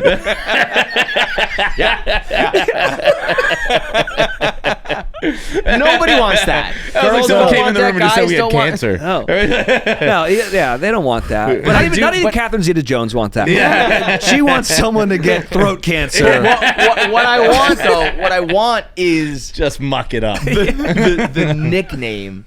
Like, I want somebody to be like, yeah, they call him Cinnabon. Yeah. Without having to have the Cinnabon, because that lives forever, right? Yeah. That's also the shit. Maybe you don't marry Cinnabon, but every girl wants to have a Cinnabon one time. Yeah. They'll go to the mall, they'll go to the food court, and they'll buy the Cinnabon, and they'll be like, "I'm sick from that. Too much. I'm never. Yeah, too much. Too many calories. I'm never eating that again." But they will all try it once. Yeah. And as long as you have the Cinnabon, Lee Corso is one. I believe Lee Corso. Lee Corso has a hog. I think this was like I heard in college because I went to Florida State and I believe Lee Corso went there as well. It was It's like a baby's arm holding an apple. Yeah. That was Lee Corso? That's what I heard. No way. Who knows? But that is also like it is the ultimate. Big dick stories are the ultimate. You hear it once, like that's true. Oh, totally. There's also just no reason for me to like not believe it. Yeah. If they kind of believe in Santa Claus, I think it's funny. I want to believe it. You know? What is the equivalent for women Of having a big dick? Yeah. Big vagina. I think it's they got HPV. I would say like giving really good head. Like if the rumor is that you give good head. Yeah, okay. Because like every guy would be like, I want to try that. Yeah, Like yeah, maybe yeah, like yeah. no gag reflex. Nah. Right? That might because that It's is like, oh, he's certainly got a one. big dick. Oh, she's got no gag reflex. And then those two get married. You know, it works perfect. No, Yeah, but big ass you because can you see. see it, Like, and it's like there's no rumor That's just to part it. of like I think Yeah. you're hot because you have a big ass. That there's nothing like I Yeah, want to have it's- sex with. It's well, the I guess- lore of it, Yes, right? yeah. The lore. It's a little yeah. something behind closed doors, something that maybe not everybody else has, and makes you want to be like, I'll try that at least once. Yeah. You know? Yeah. Or like some girls can like put their like legs behind maybe their super head. flexible. Yeah. That's pretty neat. Yeah. That's pretty neat. That's pretty neat. Neato. Yeah. That's funny. I know in high school we had a girl with a tattoo on her vagina, and that was always like On it or just like around like it? it was like one of those like high hip type Yeah, deals, yeah, yeah, and it yeah, was yeah. like there was some like wow. Oh, yeah. Because also there's the implication that you got a hooch tattoo. You're not gonna be, civil in bed. You're gonna be crazy. Yeah, but in my experience, I feel like they will never live up to like what you think it's going to be. 100%. You know, 100%. The ones that always look like they're freaks are the worst. And then like the librarian girls, you're like, whoa, What the dude, hell was what that? just happened to you? Dude, the for a Michael Douglas moment, since speaking of hooch tattoos, I have to bring up the craziest one of all time. Pauline Gretzky. Pauline Gretzky. Yeah. What is? Do you know Pauline Gretzky at all? She Yeah. has Wayne Gretzky's father, Yeah. daughter, number 99, right above her pussy. Really? Interesting. It's an interesting choice. Very interesting is the way to put it. I'm a Yeah. Paulina Gretzky stan over here. Yeah, and a Jeremy she's Cohen beautiful. stan. Super hot chick. Love it. Her husband seems cool. Yeah. But like every It's a time wild tattoo. it's like, yo, your dad like owns that? Like, Yeah. What, is that? What does this mean Yeah. to you? Right. And what does it mean to like Wayne? Like Wayne must be like, I don't want that. Yeah. I mean, I have a daughter. If that She gets a Kenny, I KFC cannot Radio even, logo oh my, tatted I on cannot her. even like. I do not even want to think about that. Yeah. I don't want to think about that. And if the whole world knew, Yeah. Well, I didn't know. No one knows. It's my Michael Douglas. I like to bring it up. It is. but enough I people feel know. like- Enough people know. Yeah, it is. You can if you throw it to Google, Paulina Gretzky can see tattoo. it. There's some You can see pics it. of it. Well, it's like, you know- her in a paparazzi shot of like her in a bikini or something. Because it's there like was it's one covered, but not it's not Yeah. like it's more like a hip thing, There was one magazine photo shoot. Was the first time I ever saw it. I think I blogged it. I might. This is a big story for me. This was a career-making defining moment. I think I was like, Is this your Watergate? You broke the story. Deep Throat? Yeah. Was it Woodward and Bernstein? Yeah. I'm both, baby. Yeah. It was like she's in some green top and a green. It was the I know green it, brother. I know exactly what you're talking about. It was the green bikini bottom she's wearing. It's like a mesh. Yeah, Aside kinda from see-through obviously it, yeah. covering the real goods, but like it's meshed the rest of the way. And I was like, "What the hell is that?" And I zoomed in. It's like in like 99 in like hockey jersey number font. I was like, "That's a Wayne Gretzky tattoo. That is so beyond not healthy and Yeah. weird. Like, I don't love that. no. And then like you get together with her and you're like, And also, like, how does What's going DJ on? feel about this? Right. Yeah. Yeah. If that's what I he's mean. going down. Like it's like can I get like my master's jacket on there or something? Yeah, Like, yeah. can I get a little something? It's actually mine now. Like, the fuck. Yeah, that is one of the strangest. We'll take a second to picture it. Yeah, Yeah. but it's also one of those things where it's like it's not stopping anybody. Yeah. You know, it's like okay, this is weird, but let's go. Great one. Yeah, DJ didn't notice it for like the first like 3 months. What are you talking about, man? I don't know. Oh yeah. Yeah. Cool. Shit. All right. Let's go fishing. Can we talk Love Island, or is that a sore subject? Why? Would it be Just because, so Sarah used to be the host, right? I didn't know if that like ended badly or. No, she just Okay. got she got offered to do Little Shop of Horrors on Oh, okay. off Broadway. Okay, Oh, got hell it. yeah. I didn't know if it was like they. So she moved on from. No, yeah, she moved on from it. And if I'm being honest with, when she originally was offered this job, I was like, I do the bad reality TV shows. You are the classy actor. You're talented. Yeah. That's for people like me who have no talent. Not to say that anyone hosting anything is not talented, but that was the joke I made. I was like, no, go act. Like, you're so good at this.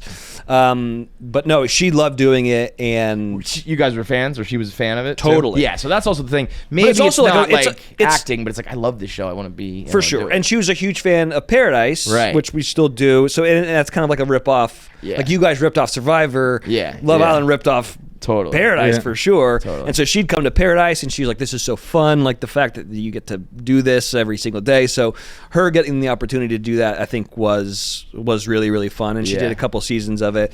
They filmed one in Santa Barbara, which was dope because she could just drive there. Oh, wow. Yeah. Because then going to Fiji. Fiji's a motherfucker. Yeah.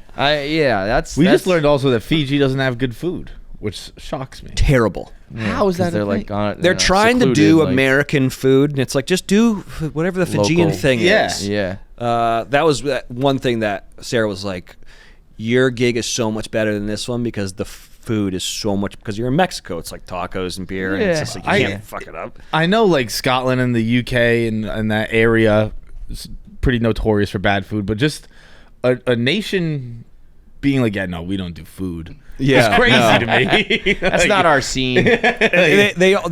They don't do good food, and they are also on island time, so it just takes, you're like, when is this cheeseburger that I'm gonna hate gonna get here? Yeah, we were just the chicks in the office went over there to do the after show, and they were talking to some of the people. They lost like 15 pounds while they were there, and like by the end you're just eating granola bars because you're like, I don't know. Yeah, for sure. I always thought of Fiji as those huts with the in the water. Yeah. Like that's got to be like the ultimate paradise. And well, so they film it on the main island, which is not as dope as like all the other little kind of like offshoot islands. Yeah. So I would have thought they give you this awesome house and they load it up with great food and great drinks and everything. But so if you're there for the long haul, you're like, yeah, it's a long. That's what was crazy about that shoot for me, because like, so we film Paradise in about a month, right? Like it's a little bit less, but like with pre-production, post-production, it's about a month. Is that every day? Every day, yes. Off? Every single day. Like rose ceremonies are nice because I don't have to work until nighttime. Usually, so you can just kind of chill. And then it goes real late. It goes to like 5 a.m. But like for that, I hope they were paying you, brother. Yeah, but I was only getting half because of fucking taxes. But like for Sarah's gig and for Love Island, they're filming all day, every day, nonstop, forever. And I was like, man, is there an episode like every single day? It's like, when is this show gonna end? This is hell. And also it's kind of an interesting from a TV point of view. I was kind of thinking like, I think these producers and editors are putting like the rest of the industry on notice, because it's like, I don't know why it takes you guys 6 months to do this. We turned it around in 24 hours. I was like amazed. And it's not with like editing. it's a shitty, it's like, okay, they can turn it around because it's like security footage. It's good footage and edited well, and so it's like, we know you can do this in about 48 hours. Yeah. And it takes you guys half a year. What the fuck is going on? What's even crazier is the logistics of it all. They're not editing it in Fiji. They're editing it back in California. Oh, wow. So like they're having to send. That's a lot of footage. I mean, to it's 24 hours worth of my camera, your camera, her camera, and then they got to put it all together to make one show. I know. Right? Everyone's worried about all the energy Bitcoin uses. I think we should be concerned about exactly with the reality TV. Yeah, the servers in Fiji are. No, what's so crazy about that one? No, go ahead. Sorry. I was just gonna say the amount of what they're doing is what's surprising and shocking, but also how they're doing it is very interesting, because it's completely different than Paradise, where like we have camera guys and sound guys and producers kind of floating with cast, right? So like you're around them. In Love Island, all the cameras are hidden. Yeah, they're like the the cameras that they use at football games. You know, like those like long rectangular ones. Yeah. Like that, and they're hidden behind these like this like grass mesh. And so the reason why it's genius is like Paradise is great because it's like our all-stars. Like the best people from The Bachelor, The Bachelorette get to go do that show because they're just so fun at making TV, right? And these people that are coming to do the show like aren't TV makers. Right. And the way that they get around them being great at it is that they have no idea what's being filmed and what's not. Right. You know? They don't know when They're to turn it rookies. on or when Yeah, to not, yeah, you know? right. But when you say the camera's hidden and then say it's behind green mesh, is it like hidden, or are you like... There's the camera. I'm pretty sure that's a fucking camera. Yeah, they know where it is. Oh, okay. But it's okay. so much different I think than you like, forget, like, if it's when- like in Yeah, totally. right. If you're having a conversation and it's like, oh, I know the camera's over there, but an hour later you're like, oh shit, I forgot. Yeah, that for sure. kind of thing. For sure. So, anyways, I think that the show is genius in the way that they're doing it. Like Big Brother does it as well, Right. And but that I felt like was always like you could go online if you want to watch it like 24 hours, and maybe I'm wrong. Maybe Big Brother was the same way. This felt pretty revolutionary to me in that. I mean, when I went down the Love Island rabbit hole, I did it around the same time as Traitors. I was like, it's like a job. Oh, yeah. At 9 o'clock every night, I gotta fucking watch this shit. My wife I was don't wanna miss- hosting it, and I was like, I don't know if I can get through this week. Can we guys watch a recap episode? But anyways, I will say this. So, like, I know the show's doing really, really well this year, and, like, it's the casting is Totally. phenomenal. I mean, Ariana's doing an amazing job. Like it's just taking off, and I'm just happy for. I think it's ITV who makes the show, and Peacock and everyone. It's just doing a very good job. Yeah. The I thought it was so fascinating. They really don't have phones and connections to the outside world. No. So like those guys and girls didn't realize. Because UK was really the big one, and American was like. By the way, what is the difference? Because you're in Fiji, and there's people of all cultures. Why is it America? I don't know that it doesn't either, make any sense, actually. So, Love Island USA is popular, but not that popular. You really don't know that. Oh, season 6 is the breakout. For so sure. you come home and you're just famous. Yeah. You come home and you just have 1 million more followers. I know. It's like that's got to be a wild trip because that kind of happens with everybody, but they at least kind of know. By the time it airs and shit like that. This is just like you went in normal and you came out hated or beloved or whatever, you know? It's like, What's holy even shit. crazier is that we don't really do this in the Bachelor world, but I know they do it in Love Island. You can go out there to film and never make the show. Like, never come on. Like, they'll just keep you in the hotel room. Really? Yeah. And you just stay the whole time? Yeah. Wait, what do you mean? Like, they'll cast 30 people or whatever, and then they'll only have like 20 people come on. But you do this stuff, you just get cut out of the edit, or no? You You never even come on, and they'll even do. Oh, like because you get like invited as a bombshell. Yeah, like they might just be like, not this one. We don't think is going to be good, and this one's better. And also like knowing what the cast is. I'm not a producer on this show or a casting director on this show. This is just how I think it goes. Is that like whoever's in the house at the time, they know what they're into, what tastes they're are. not Yeah, into. yeah. And so if you have a woman or a guy who like is not going to match up, it doesn't behoove them to bring them in. Shit. Yeah. So you go out there for. So you can go on there and be like, I'm gonna have 1 million zillion followers and sell a bunch of diarrhea tea, and then that didn't happen. Or you can't. I want to talk to that person. Yeah, I know. You Like, I know? thought it was gonna be my big break. Some like jacked guy who's like, I'm gonna be the hottest Yeah. dude in the world. You didn't even make it. No, I just ate shitty food in Fiji a month. I did not know that. That's very interesting. Yeah. It's a whole world, man. I mean, you've done enough of them now that I feel like you're like a reality TV show pro in it, where, like you said, when those people, they don't know that they're being filmed. Yeah. I feel like now, if like you go on Traitors, you go on something else, Yeah. what's like, oh, okay, they're gonna pull the rug out from under me over here, they're gonna trick me here, they're fucking me over there. It's like you gotta be on your toes the whole time. Yeah, or not, and then just be really Who cares? great at being like chaotic. Yeah. Which is Right. a big character. Yeah. On a lot of those shows. I feel like you you're know? you just go in as like charismatic, not chaotic. Yeah. Like you're not gonna like be a villain. You might not be like the hero, but just like I feel like people like you and you talk like you can Yeah, it's not. converse It well. was never my DNA to be like the asshole. Yeah. You know, but I was also super cognizant of like, because I was a radio host for so long, I was really good at self-editing just because like the FCC violations I was always worried about. So when I went in the show, I was like, I'm not going to say it. And then, they want you to say things like, I'm not going to say that. That's dumb. I'll say it like the way that I want to say it, I suppose. See, when we were on it, I took the opposite approach where I didn't do I did the confessionals, but I would just go in and be like, what do you want me to say? I will say it. Like I was actually very like, I don't want to give you the ammo so that you can make fun of me on the edit. Where it's like episode 1, I'm gonna win this whole thing, and then I get voted off right away. But then we did like post stuff where they like needed some voiceovers, and I was like, all right, I'll give you. Like, I know I'm getting voted off tonight, so let me give you some cocky shit in the beginning. And the producers would ask you such leading questions where I was like, just tell me what you like. You're trying to get something out of it. There's a storyline What do you here want that me I to don't say, know. and I'll fucking say it so I can get back up to my factory. You guys are now too far. Like. Yeah, we're too far gone. You know too much now. We're bitter, you know? skeptical. And you now understand like that production value. Like with this show, you're like, I know it works and what doesn't. Okay, what do you need me to do? Yeah. They'd be like, so and so did this. That must have been upsetting for you. Speak about that. What are the words you need out of my mouth? Yeah. Exactly. Yeah. But it's different though. Like with Bachelor, Bachelorette, that's like a very serious love story, right? And like it's a lot about like your journey and it's very serious. But then with Paradise, it's like let's drink. It opens as a joke. Like everyone is making a joke with themselves, and so I think it's much more fun to make that show because then I do feel more inclined like sit down in an interview and be like, okay, what's the funny thing that we can do right here?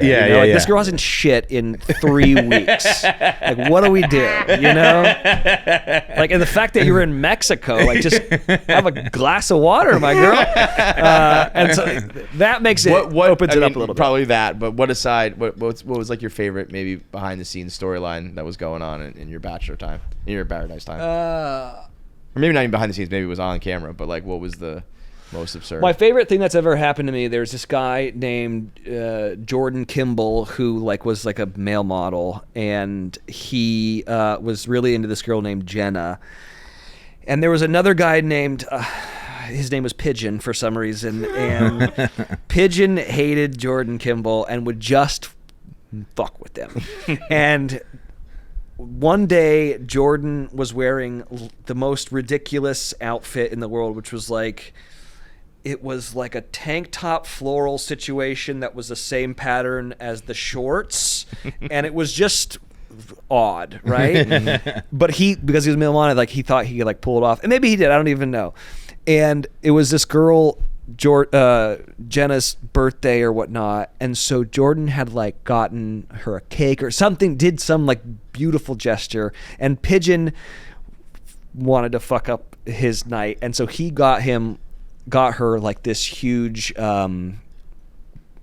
stuffed dog, right? But it wasn't like a little stuffed dog, it was like one that you win at like the carnival, right? And he brings it down and like interrupts the date.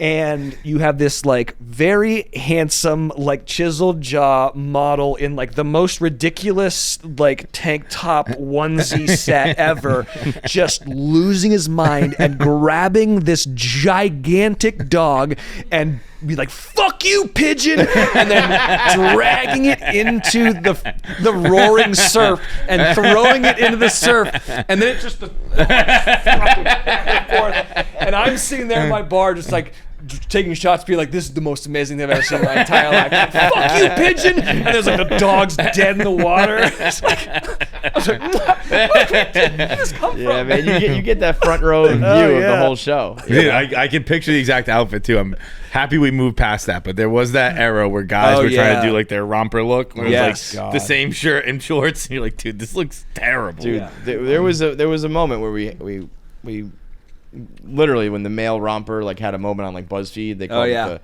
the romp him or the momper or something like that. I forget. I think it was romp him. I think romp him was the one that got stuck. And we were, at the time we sold any merch under the sun, and we made like a sample to see how it would work out. It did not work out. It did not work out. It was like, oh my God, no. The world is a better place for it. Here. Yeah. We are not doing those things, man. Yeah. I think you and Sarah should make like a reality TV show production company. I think you guys are like the experts. Yeah, you've hosted it, you've watched it, you've done it all. Like we keep on getting approached to be like to do like a. You guys should host Love Is Blind. No shade to Lachey and Vanessa. Vanessa, Lachey. yeah. They're not my favorite. You guys would be unbelievable in that. All right, well, you have their people call our people, and we'll figure that out. Mine's a good one. Yeah. That's another one of them. These are all my guilty pleasures. Yeah. But They want us to do like one of know- those like Kardashian shows. Oh, and really? And we're like, no. Yeah, that's a bit Absolutely much. not. That's a bit It's much. way too Yeah. much. Yeah. you Do you know? guys have kids? No. No. Yeah, that to me, like a 24 or at least, seemingly 24/7 type of thing where you just watch my life. Yeah. You have But to have such a hosting to me level is like- for sure of self-confidence to do that. Because like I'd just be like, well, I would just, well, no, it's going to be a really boring show. Yeah. You guys also do seem normal enough that it's like, Yeah, it was you're like, gonna what- watch Love Island. Like, I don't know. Yeah. What are you gonna get out of this? Yeah. Like, I'm gonna play golf today. Yeah. I heard you were golfing with our boy Frankie Borrelli the other day. Yeah. How'd that go? Great. Yeah. He's pretty good. Very good. Are you on that level? We have the exact same handicap. So you're good too. Which is very interesting. Yeah. I've actually, I don't think I've ever played with someone where it was like we both have the exact same handicap. He's Like, great. down to the decimal point. He's awesome. I played with him. Who won, if you will? How'd you play it? I played better than he did this last time. But we played teams, so I think it actually ended up being a wash. But I beat him in score, but that's not really what we were playing. And the time before we played at Pinehurst before the U.S. Open, and I was like, I didn't really know Frankie at the time, and I a little mouthy. I love it. And I like to drink. So I was like, I'm fucking you up, Frankie. I'm taking down Barstool guy. And he's like, yeah, okay, let's go, And the front nine, I destroyed them. I was like, there's no way they're coming back. And if motherfucking Frankie Borrelli, is that his last name? Yeah, sir. If he didn't flip me on the back nine, shoot like 1 under on the back, but I know what he did. The whole thing was like sponsored by Fireball. I mean, all of a He sudden, liquored you up? he was like, so he's like got a camera in his hand. You can the video's out there, and he's like, "All right," and we're like, "Cheers, boys!" with Fireball, and he's like, "Fireball, ignite the night." And I was like, "What the?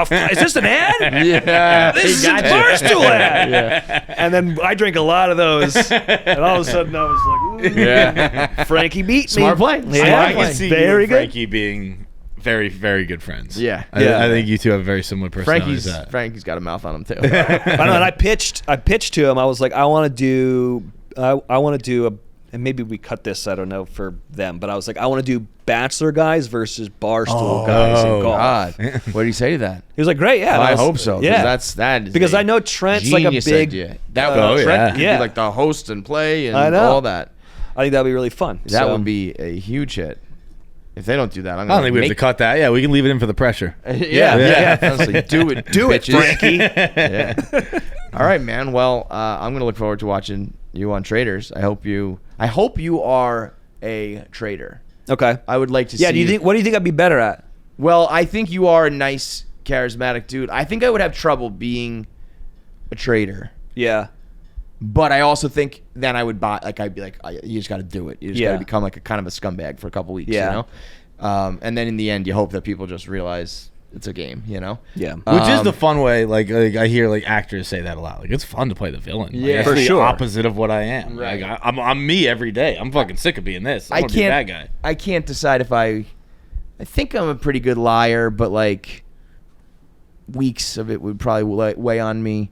I think I would. Well, I don't know if you can say it or not, but like, I think you would kind of squirm being a traitor at first, struggle with it. Yeah. So I'm not going to say either way, obviously, yeah. because I'll It's get tough. sued. Yeah. That was the other thing I was wondering. I mean, theoretically, you could plan this whole thing, and if someone goes rogue, the Yeah. whole thing's fucked, right? Yeah, but Do you you sign like a penalty or something like that? For sure. And it's Like a crazy just a cash NDA. Yeah. But is it like because you could just stand up and go, I am the traitor, and their whole season's fucked. Yeah. I don't And even know. I'm not dumb enough to do that, but I'm Right. sure Yeah. that there is some penalty. I would put something like, you have to pay us Yeah. $1 million. But Because my- if you filmed half a season and then someone decided to go rogue, it's all done. You know, it's Yeah. all ruined. I was talking before I went on the show. They're like, okay, so if you are a traitor or if you're not, like, how are you going to do it? And I was like, I'm going to employ the George Costanza method of it's not a lie. If you believe it. Yes, sir. It's so true. All right. So when do we know when it airs? I think it's in January. Oh, okay. So we got some time. Yeah. All right, cool. All right, man. Well, I hope things are good. Things good with Sarah? She's good? Everything's good. Yeah, go see Little Shop of Horrors before it's over. When's it over? I'm a big Broadway guy. Big Broadway. Are you? It's a fantastic Where do you guys show. live? Out west, right? Well, yeah, we're in LA, Right. but like we're So staying she's just in staying like here for Midtown. while the show's running. Yeah. Yeah. But I got a feeling because she was a Broadway kid as a child, right? Like that's how she started. And she's been really enjoying going back to her roots and stuff. So it's really cool. Is it like 7 days a week sort of thing? Yeah, like, 8 shows a week. Yeah. So she's got her own version of Love Island where you're doing it every fucking night. That's another thing where I'm like, and I she's don't know doing how like they workshop for other shows. Like it's that's she's crazy. like killing it right now. I'm super proud of her.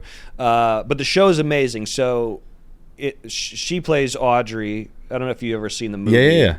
And then the guy who plays Seymour is Andrew Barth Feldman, who was in the Jennifer Lawrence movie where like she's trying to get this kid to come No out. Hard Feelings. Yeah. And he is so good. Yeah. Like it's awesome. He's like the next. I think he's like the next. Like because he was in Dear Evan Hansen. He was in High School Musical, the musical, and like everything. I think he's like the next big thing. So it's a good show. The watching like actors act is awesome. Like I just saw, it's already over, but I just went to see Uncle Vanya, which was a Steve Carell, which is like so sick. Just watching like that's fucking Steve Carell acting right there.